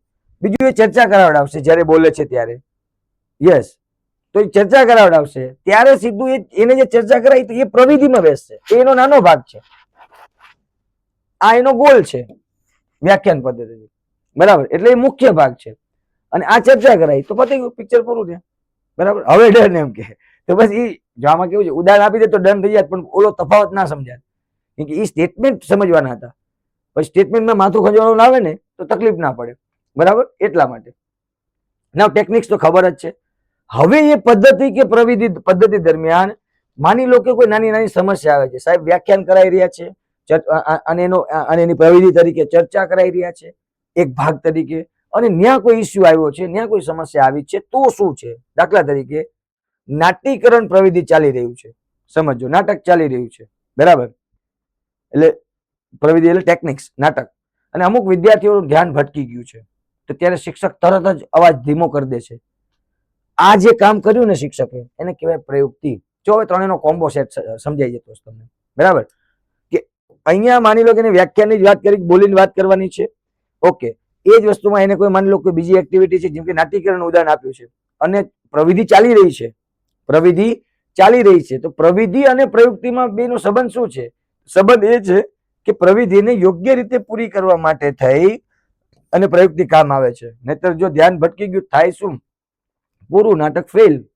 ઓકે, તો એક સફળ શિક્ષક એ છે કે જે યોગ્ય પદ્ધતિની પસંદગી કરે. ધ્યાન આપજો, ફાઇનલ લાઈન છે. યોગ્ય પદ્ધતિની પસંદગી કરે, જેમ કે આ વ્યાખ્યાથી માંડીને કોઈ પણ. પછી એ જ પદ્ધતિ માટે અસરકારક એ પ્રવિધિઓ શોધે અને લખી નાખે એના પ્લાનમાં જ કે હું આ ટેકનિક્સથી જઈશ, આ મેથડ મારી અને હું આ ટેકનિક્સથી જઈશ. અને પછી જરૂર પડશે તો હું અમુક અમુક એવી યુક્તિઓ કરી અને આ બેયને જીવંત અને ફળદાયી બનાવી શકાય શિક્ષણને, એવો હું પ્રયત્ન કરીશ. ઓકે, તો દેશી ભાષા ખબર પડી ગઈ ભાઈ એકદમ. મેથડ, ટેકનિક્સ અને ટેક્ટિક. યસ, આ તો એકદમ ઈઝી છે. સૌથી મોટી બેન કોણ? તો કે મેથડ, વ્યાખ્યાન પદ્ધતિ. એનાથી નાની બેન કોણ? તો કે એની પ્રવિધિ. આ વ્યાખ્યાનને શીખવવા માટે હું કઈ કઈ બીજી નાના નાના સ્ટેપમાં એને અલગ અલગ પ્રવિધિમાં હું ટેકનિક કરીને શીખવી શકું, એ પ્રવિધિ. હવે આ હું જ્યારે કરાવી રહ્યો છું કે કરાવી રહી છું ત્યારે વિદ્યાર્થીઓનું થોડાક ક્ષણ માટેની જે મારે એમને આમાં પૂરું ફોકસ આપી શકીએ અને એમને નથી આપતા તો ત્યારે મારે શું કરવું? અથવા આપે છે તો મારે સુદેડકો કેવા આપવા? એ જે કહેવાય એને કહેવાય યુક્તિ, પ્રયુક્તિ. ઓકે, ચાલો. એને તમે હવે આમ લખી શકો, આમ લખી શકો, આમ લખી શકો. સૌથી મોટું કોને મોટી બેન કહી દીધું મેથડ. એના પછી નાના બીજા નંબરે આવે ટેકનિક, એના નંબરે આવે પછી છેલ્લે નાની બેન તરીકે યુક્તિ. ઓકે, હવે આ ટેકનિક જોશો તો કંઈક બધું એકદમ ઈઝી તમને લાગશે, બરાબર. એટલે ક્યારેક એકદમ થિયરિકલ ક્વેશ્ચન પૂછે તો મૂંઝાવાનું નહીં, આવડતું બધું હોય પણ એ વાંચવાનું વ્યવસ્થિત. એને જયારે વાંચશો નહીં તમે તો નહીં સમજાય. હવે જો મેં તમને આ સમજાવ્યું ને, હવે તમે આ બધું વાંચો ને આગળનો ફકરો તો તમને સમજાય. એટલે જ હું અહીં ઘણા બધા મને કહ્યું સાહેબ ઉદાહરણ આપો, ઉદાહરણ આપો. હું હાથે કઈ ઉદાહરણ નહોતો આપતો, તો આના ઉપર ધ્યાન જ ના આપે તમે. હવે તમે એના ઉપર જાઓ તો કે વ્યાપક માર્ગ છે, તો મેં વાત કરી દીધી વ્યાખ્યા નહીં, વ્યાપક માર્ગ છે. આ મધ્યમ માર્ગ છે, મતલબ પદ્ધતિનો ભાગ છે. વ્યાખ્યાનનો ભાગ થયો કે નહીં આગળ ચર્ચા? હા થઈ. તો અહીંયા થઈ ગઈ ચર્ચા. આ ઓછો છે, ક્ષણિક છે, મતલબ ચર્ચા કરાવે છે પણ અમુક વિદ્યાર્થી ધ્યાન નથી આપતા, તો ત્યારે શિક્ષક ત્યાં તરત થોડી વાર ઊંચો અવાજ કરશે, ધીમો અવાજ કરશે, બરાબર, અને કંટ્રોલ કરશે ક્લાસને. તો એ પ્રયુક્તિ થઈ. એવું ને એવું મુખ્ય માર્ગ વાળી વાત કરી દીધી છે, બરાબર. હેતુમાં પણ એ જ મેં તમને કીધું કે લાંબા ગાળાનો હેતુ મેઇન છે તમારો, જે તમે પદ્ધતિને પસંદ કરી એ. અહીંયા કોઈ એક કૌશલ્યની વાત છે, જેમ કે ચર્ચાની એની સાથે ઉદાહરણ આપણે આપ્યું. અને પેલી બાજુ ધ્યાનને જાળવવા માટે, પ્રેરણા આપવા માટે તમે ત્યાં અમુક થોડા ક્ષણ માટે યુક્તિઓ કરો છો. આ આખો પાઠ કે આખો એકમ માટેની કોઈ એક્ટિવિટી તમે એકદમ લીધી છે તો એ ત્યાં છે. અને આ એના માટે નથી, પણ આ તો એ વ્યાખ્યાન માંથી બીજું શું શું કરાવશો તો એનો થોડો ભાગ છે. અને આ થોડો ભાગ કરતી વખતે પણ અહીંયા કઈ ભૂલો કરે છે, ધ્યાન નથી આપતા, તમારે પ્રોત્સાહન આપવું છે, એ તમે યુક્તિ વાપરો છો. એ છે. ચાલો હવે ક્લિયર થયું બધાને એમ કે સાહેબ અભિમન્યુ સાહેબ તમે પણ આપણે મારી આ સ્ટાઇલ છે થોડી કે હું સમજાવું તો ખરો, મને એવું લાગે કે મારે વિદ્યાર્થીને હજુ અંદર લઈ જવા છે, એટલા માટે મેં એકદમ ક્લિયર હજુ નહોતું કરાવ્યું છેલ્લે સુધી કે બોલો વાંચે જ નહીં વ્યવસ્થિત. હવે કઈ નથી, જો હવે એકદમ ઈઝી છે કે કઈ કઈ મેથડ અને ટેકનિક્સ જે છે એ, બરાબર. ચાલો એકદમ મને કહી દો તો ક્લિયર થઈ ગયું. પેલા હવે અમુક ને ક્લિયર થઈ ગયું લખી નાખ્યું, પણ જેને બાકીના બધા પણ જે મને સાંભળી રહ્યા છો ખાસ કરીને લખી દો કે સમજાઈ ગયું સર, તો આપણે આગળ જઈએ અને એના નામ તરફ આપણે જઈએ હવે. ઓકે,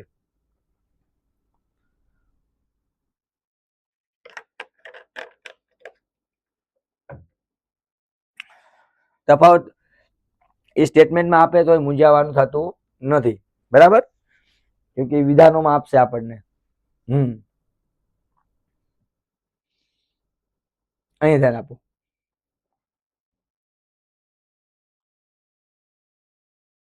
હવે હું તમને અમુક મેથડ આપું છું અહીંયા. આમ તો આપણે તમને બુકમાં ત્યાં આપીશું જ સાથે, પણ આને તમે સમજો કે જ્યારે એ જે મેથડ છે જે સમગ્ર પાઠને તમારે ભણાવતી વખતે તમે ઉપયોગ કરો છો, જે તમારો મેઇન રોલ હોય છે એમાં વ્યક્તિગત પદ્ધતિનો મતલબ થાય શિક્ષણમાં શક્ય એટલા પ્રમાણમાં વધુ વ્યક્તિગત પદ્ધતિનો આપણે ઉપયોગ કરીએ અને એના દ્વારા વ્યક્તિગત તફાવતો આપણે શોધી શકીએ. કેમ? આ વ્યક્તિગત પદ્ધતિઓ શા માટે ઉપયોગી છે? પહેલી વાત તો આ એ ભાષા સંસર્ગનું પણ તમને પાયલબેન ચોક્કસ હું કહું છું. 2 મિનિટ. એ એટલા માટે છે કારણ કે તમે જ્યારે અમુક મેથડ કરી રહ્યા છો તો તમને એનાથી ડિફરન્સ જે તમને તમારો ચેપ્ટર છે વ્યક્તિગત ભિન્નતા, તો વ્યક્તિગત જે ભિન્નતા છે એ તમને ત્યાં અહીંથી તમને એના તફાવતો તમે આરામથી શોધી શકો કે ભાઈ આ બાળકો છે એનું વાર્તા કહું તો વધારે સારી રીતે આવડે છે, આમને હું ખાલી બોલું છું તો સમજાઈ જાય છે, સમજજો. આમને નાટક કરાવે તો વધારે આવડે છે, આમને રમતથી વધારે આવડે છે, સમજજો. એ જે સ્કિલ છે એ તફાવતો તમે ત્યાં શોધી શકો છો. પછી ઇન ફ્યુચર પણ તમારે કોઈ બીજો પાઠ લેવો છે ને તો તરત તમે એ ક્રિએટ કરશો કે ભાઈ ચલો હું આ મેથડ નહીં આનો ઉપયોગ કરું, આનાથી એને વધારે આવડે છે. પરફેક્ટ, પતી ગયું, પિક્ચર ત્યાં પૂરું. ઓકે, નાઉ બીજું, રમત દ્વારા શિક્ષણ. વ્યક્તિગત તફાવતો સંતોષવા માટે એમાં કઈ છે નહીં, એટલે આમાં ખાલી નામ એના છે અને જે તમને આવડવા જોઈએ. સ્વ અનુભવ દ્વારા શિક્ષણ, ધ્યાન આપો. વિદ્યાર્થીઓને પ્રત્યક્ષ અનુભવ પૂરા પાડીને શીખવા જોઈએ જેથી એમના વ્યક્તિગત જે તફાવતો છે એ આપણે સંતોષી શકીએ, બરાબર. બાકી આમાંથી પૂછવાની શક્યતા ઓછી છે. પછી શ્રેણી વિહીન ઘટક, હમણાં શિક્ષણ મેં એક વાત કરી કે એક એવી યોજના કે જેમાં દરેક બાળક પોતાના જૂથમાં પોતાની ગતિએ અભ્યાસ કરે. અહીંયા ખાલી શિક્ષકનું કામ માર્ગદર્શકનું છે, તો દરેક બાળકને મૂકી દેવાના, ગ્રુપ પાડી દેવાના અને એ રીતે શીખતો હોય. જૂથ શિક્ષણ કહી શકીએ આપણે એને, બરાબર. અલગ અલગ શ્રેણી વાળું આપી દઈએ, ગ્રુપ ડિસ્કશન પણ ગ્રુપ પણ પાડી દઈએ, એ પણ કહી શકીએ. પ્રજ્ઞામાં ઓલરેડી આપણે આ સેટ કરેલું જ છે. હોશિયાર બાળકો છે એ ઓલામને એમને મદદ કરીને શીખે, ત્યાં સમય આપે. સેમ વસ્તુ અહીંયા જૂથમાં સમોવડિયા સાથે શીખે. કથન ચર્ચા ઓછું ઇમ્પોર્ટન્ટ છે એટલે હું એને બહુ લાંબી કથા કરતો નથી, ખાલી તમને એકદમ નાની ઝલક આપી અને જવા દઉં છું, બરાબર. કે આ ચેપ્ટરમાંથી અગત્યના પેલા કૌશલ્યો છે, સૂત્રો છે, નેટ ફ્રેન્ડર્સ છે, એ બધા ઘણા બધા. આ ચેપ્ટરમાંથી જે અગત્યનું હતું ને એનો તફાવત છે કે જો કન્સેપ્ટ તમને પૂછે તો કન્સેપ્ટ પૂછે એ કન્સેપ્ટ તમને યાદ હોવો જોઈએ, બાકી આવું કઈ નહીં પૂછે એમ, બરાબર. કથન ચર્ચા, નિદર્શન એટલે દેખાડવું એટલે જિજ્ઞાસા વૃત્તિ એની વધે બાળકની, તો એ ખીલવી શકાય. નાટ્યકરણ તો બધાને તમને આવડતું જ હશે, બરાબર. હા, કે એ આ પ્રવિધિ છે પહેલી વાત તો. નાટ્યકરણ એટલે ટેકનિક્સ છે, ઓકે, કે જેમાં લાંબા ગાળાનો ઉપયોગ વિદ્યાર્થીઓમાં કેરેક્ટર ઘડતર માટે આપણે કરી શકીએ છીએ. સંવાદ ભજવે, કવિતાનું ગાન કરે ક્લાસરૂમમાં, તો બે થઈ શકે ત્યાં, બરાબર. આમ કથન તરીકે, બરાબર, પણ એની સાથેની પ્રવિધિ તરીકે આપણે એને જોઈએ છીએ નાટ્યકીકરણને. ક્યારેક વાર્તાને પણ આપણે ઉપયોગ કરીએ છીએ. મૂલ્યોના સિંચન માટે વાર્તાનો ખાસ ઉપયોગ થતો હોય છે, બરાબર. ઓછું ઇમ્પોર્ટન્ટ છે.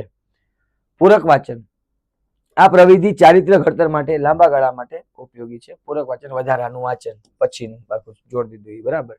તો કેરેક્ટર ડેવલપમેન્ટ માટે. ગાયન પ્રવૃત્તિની વાત કરીએ, મૂલ્યોના સિંચન માટે. તમે આ શૈક્ષણિક ગપ્પાઓ મારી શકો છો અને આવવાની શક્યતા ઓછી છે, બહુ જ ઓછી છે, બરાબર. એટલે મેં એને ફોકસ આપ્યો નથી. અહીંયા હું આ યુનિટને આપણે પૂરું જાહેર કરું છું. જે ઇમ્પોર્ટન્સ જ્યાં હતું ત્યાં અમે વજન મૂકીને ભણાવ્યું છે પહેલી વાત તો આમાં, બરાબર. એટલે તમારે જોઈ લેવાનું. તમારું જે સિલેબસનું જે મેથડ છે, મેથડનું આ પહેલું યુનિટ છે. મેથડનું બીજું, અધ્યયન અને અધ્યાપનની પાયાની પ્રક્રિયાઓ, બાળકોની અધ્યયનની વ્યૂહરચનાઓ. આપણે 2 યુનિટ મેથડના તમારા પૂરા શિક્ષણના કર્યા છે અને આજે ને આજે આપણે ત્રીજું પણ શરૂ કરી દેવાનું છે, બરાબર. અને એ આ છે, નહીં આ નહીં, હા 2 મિનિટ ઉભા રહેજો, હું શોધી આપું.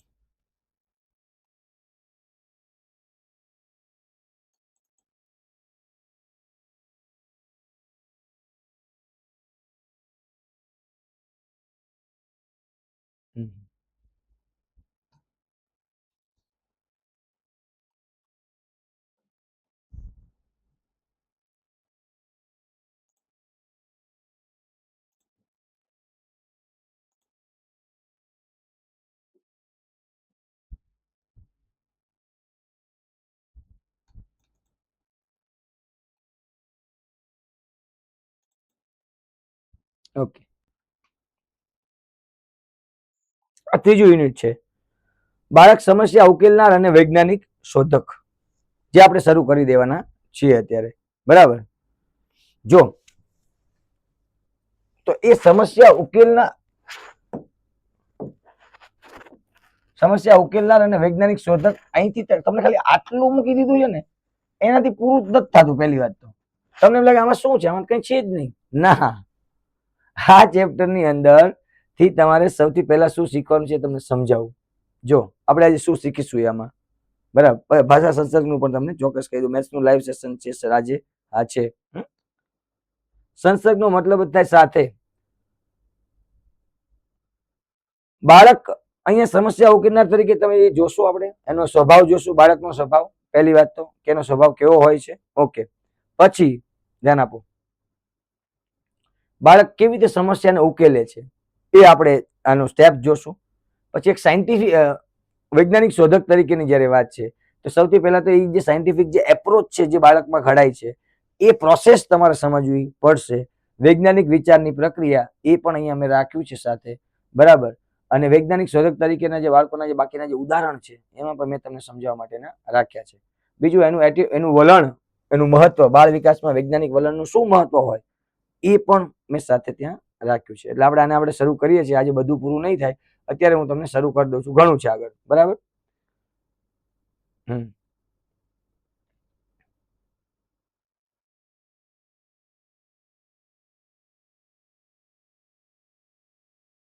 ઓકે, 2 મિનિટ આપશો મને.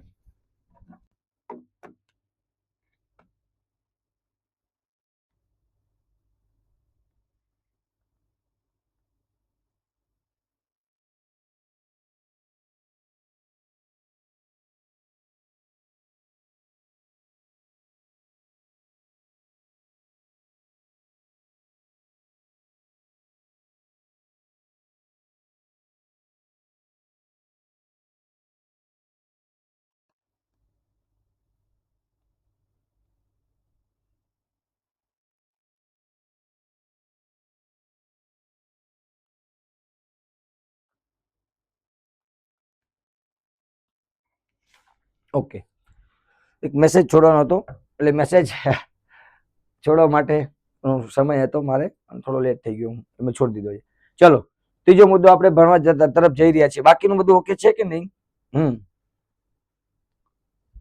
તો મને આગળ કહો, એટલે આપણે એના તરફ આગળ જઈએ. બરાબર. બાળક સમસ્યા ઉકેલનાર અને વૈજ્ઞાનિક શોધકમાં સૌથી પહેલા આપણે એક પોર્શન લેશું, બાળકની સમસ્યા ઉકેલવી. ચલો ત્યારે એનો પરિચય તરફ જઈએ.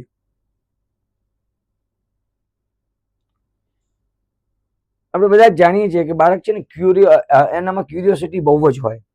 ક્યુરિયોસિટી નો મતલબ, હા એમસીક્યુ નું ચોક્કસ હું કરાવી દઈશ, હા ચિંતા ના કરશો, થઈ જશે. જિજ્ઞાસુ હોય, ક્યુરિયોસિટી હોય, એનામાં હોય છે. એટલે કે દરેક એ પોતાની આસપાસ દરેક વસ્તુને સમજવાનો ચોક્કસ પ્રયત્ન કરે છે કે આ શું છે, ફલાણું શું છે, આ છે, એ રીતે.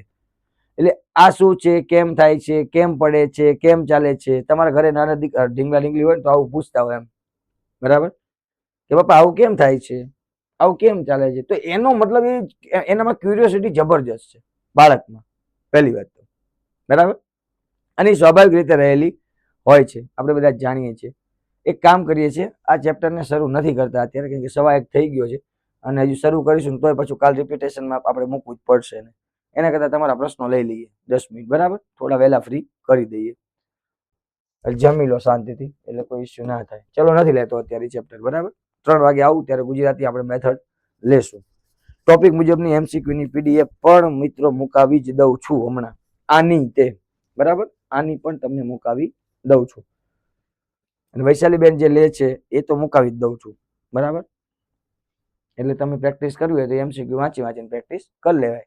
MCQ માં છે ને જવાબ આપ્યા છે અને સમજૂતી નીચે આપી છે, એટલે તમને કદાચ કઈ ન તકલીફ પડે મને કહેજો. હા, કોઈ તકલીફ પડે તો મને કહેજો. ભાષા સંસર્ગનો મતલબ થતો તો ત્યાં જે મેડમે પૂછ્યું એ પાયલબેને, કે ભાષા સંસર્ગનો મતલબ જ થાય કે એની સાથે, જો આમાં કેવું છે અત્યારે ન્યૂ NEP મુજબ હવે છે ને બાયલેંગ્વેજ ચાલવાનું છે. ભાષા સંસર્ગનો મતલબ કે તમે એની પદ્ધતિને સમજો અને એ સમજી સાથે એને જોડાણ કરો. વ્યાકરણની દ્રષ્ટિએ નથી કહેતા, બરાબર, પણ એને જોડાણની સાથે એને તમે સમજાવો એમ, બીજું કશું એમાં છે નહીં. એ બહુ વ્યાપક અર્થ છે ભાષા સંસર્ગ, એટલે એ શોર્ટ ટર્મ અર્થ નથી, પણ એ વ્યાપક અર્થ છે. વ્યાપક અર્થમાં એને લીધી છે એ પદ્ધતિને. સર લેક્ચર પૂરા થાય તેના MCQ એપ્લિકેશનમાં રાખો.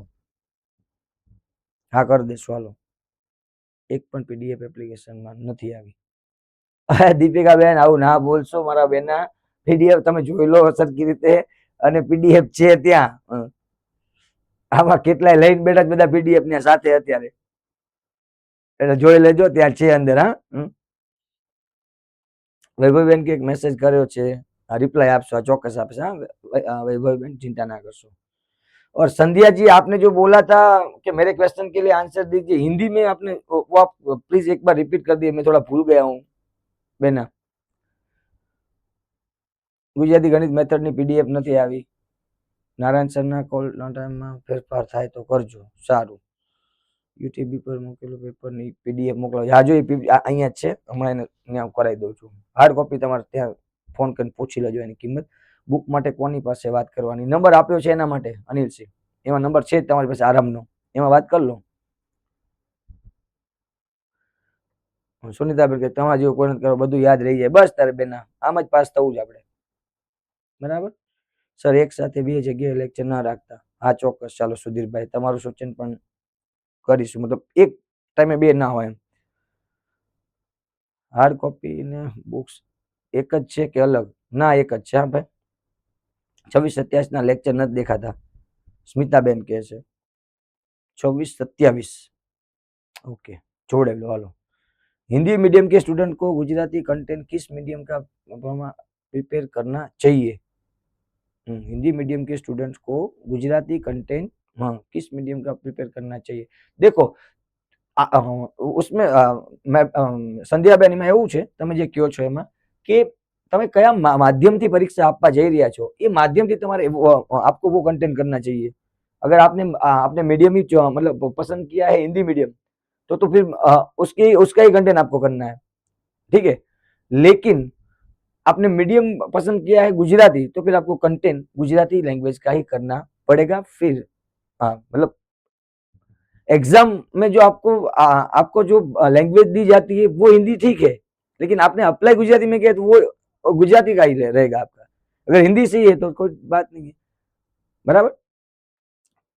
ગુજરાતી વાળા વિદ્યાર્થીઓ પણ એક એ જ વસ્તુનું કહી દઉં કે તમે 3 માધ્યમથી આપી શકો છો, ગુજરાતી, હિન્દી ને ઇંગ્લિશ, કોઈ પણમાં તમને જેમાં તમે કમ્ફર્ટ હોય એમાં, પણ કન્ટેન્ટ આવે તમારું ગુજરાતીનું, બરાબર, કેમ કે તમે ગુજરાતીનું ભર્યું હોય તો ગુજરાતીમાં જ આવે. જૂના લેક્ચર જવા માંડ્યા તો પછી જોવા હોય તો જોઈ ના જોવો, કોઈ જવા નહીં માંડે, આવી જ જવાના છે. હા, જીન પીએસગી અને વાયસગી નું સિલેબસમાં નથી, એની જગ્યાએ મોન્ટેશન ફ્રોબેલ છે. આ ગૌતમ તને કોણ કહી જાય છે કે જીન પીએસગી અને વાયસગી નથી એમ સિલેબસમાં? એ નામ ના લખ્યા એટલે નથી એવું નથી. ભાષા અને વિચાર, બાલ વિકાસના સિદ્ધાંતો કે 4-5 જગ્યાએ છે જીન પીએસગી અને વાયસગી. આ કોણ બપાવે છે આવું બધું? મોન્ટેસરી ફ્રોબેલ તો બરાબર છે, મોન્ટેસરી ફ્રોબેલ નહીં, એરિક્સન પણ છે સાથે.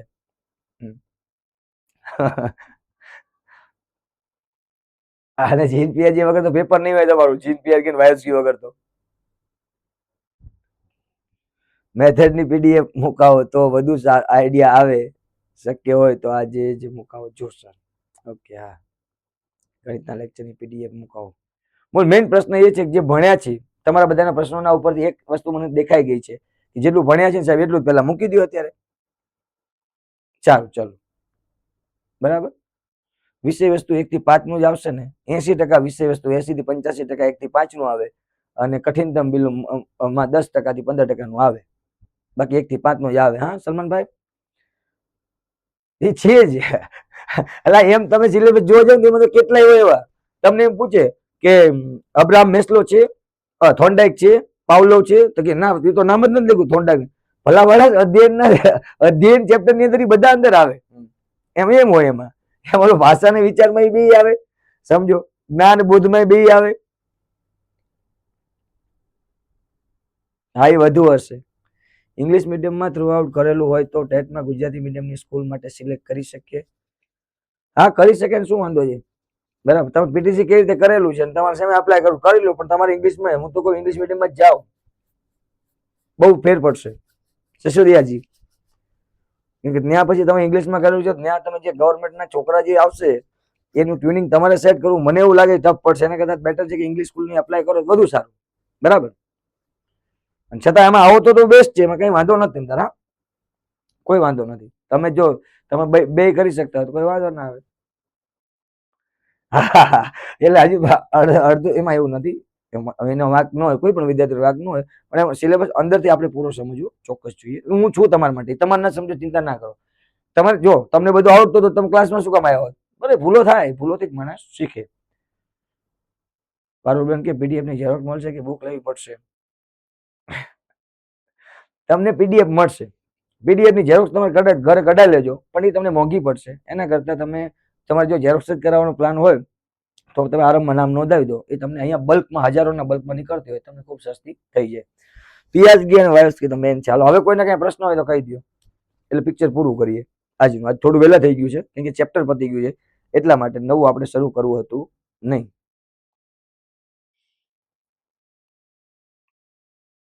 ચૌહાણ પાયલબેન કહે છે કે શું છે આ ટેટ 1 નો 999 છે. પાયલબેન એકદમ ક્લિયર કટ કરી દઉં, ટેટ 1 નો જ 999 છે, બરાબર.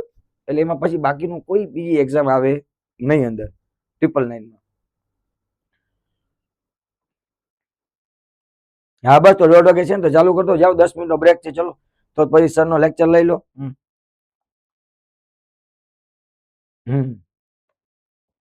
Very good, very good, good. હા.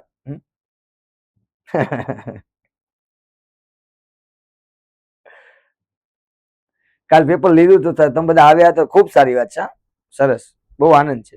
ચાલો, આવી રીતે જો. હા, યસ યસ યસ યસ. ના ના, ગુડ, બહુ સરસ. તમે બધા ટીચર છો, ખૂબ અનુભવી છો, હોશિયાર પણ છો. તમારી કોમેન્ટથી હું બહુ પ્રભાવિત પણ થાઉં છું, બરાબર. પણ એ પ્રિન્ટ કઢાઈ લેશું, બધું કરાવી લેશું, ચિંતા ના કરશો.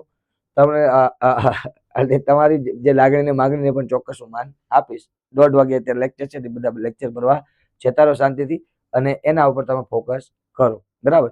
બાકી બધું તૈયાર કરવાની જવાબદાર મારી ચિંતા ના કરો. ભણતા જઈએ છીએ એમ તમે જુઓ, પેલું ચેપ્ટર વૃદ્ધિ અને વિકાસ, હવે તો કે સાહેબ એકદમ મજા આવી ગઈ. એ જ વસ્તુ છે સિદ્ધાંતોમાં, તો કે ઓકે. ધીમે ધીમે આગળ જતા જશો એમ તમારો કોન્ફિડન્સ લેવલ જબરજસ્ત થતો જશે, બરાબર. આ નહીં, આના સિવાય પણ હવે ક્યાંય પણ તમને એ શિક્ષણના પ્રશ્નો ક્યાં આવતા હશે, એનો કન્સેપ્ટ તમારો ક્લિયર થઈ જશે, બરાબર. નીરવભાઈની વાત હતી, હું અત્યારે જેને મેં કહી તો દીધું જ છે ને, થઈ જશે, બરાબર. એ હું સમજી ગયો, તમારો પ્રશ્ન હું સમજી ગયો. સાહેબ જેટલું ચાલે છે પેલા બધું મુકાઈ દો અને એના MCQ મુકાઈ દો, જેથી અમને એટલું તો પૂરું થઈ જાય, એમ અમારું એ તો કવર થઈ જાય, બરાબર. એ મને ક્લિયર થઈ ગયું છે. હવે તમે મૂકી દો, તમે તારી એ બાબત હવે મારી પર મૂકજો. ઓકે, ચાલો થોડો ફ્રી પડવા દો, હમણાં જ જઉં છું અત્યારે. હવે બધા ઓકે લખો, ચલો. એટલે તમારે બાકીના બધા તમે શાંતિથી રિલેક્સ થાવ, ફ્રેશ થાવ, અને હમણાં પછી 3 વાગે બાજુ આવવાનું છે કે ભાઈ ચાલો હવે કઈ પ્રશ્ન નથી, ઓકે, એટલે પૂરું કરીએ. ચાલો ઓકે લખી દો, મળીએ 3 વાગે પછી. ના ના, અહીંયા જ છે, હા ભાવનાબેન, અહીંયા જ છે એપમાં. ઓકે, ચાલો, ગુડ, મળીએ.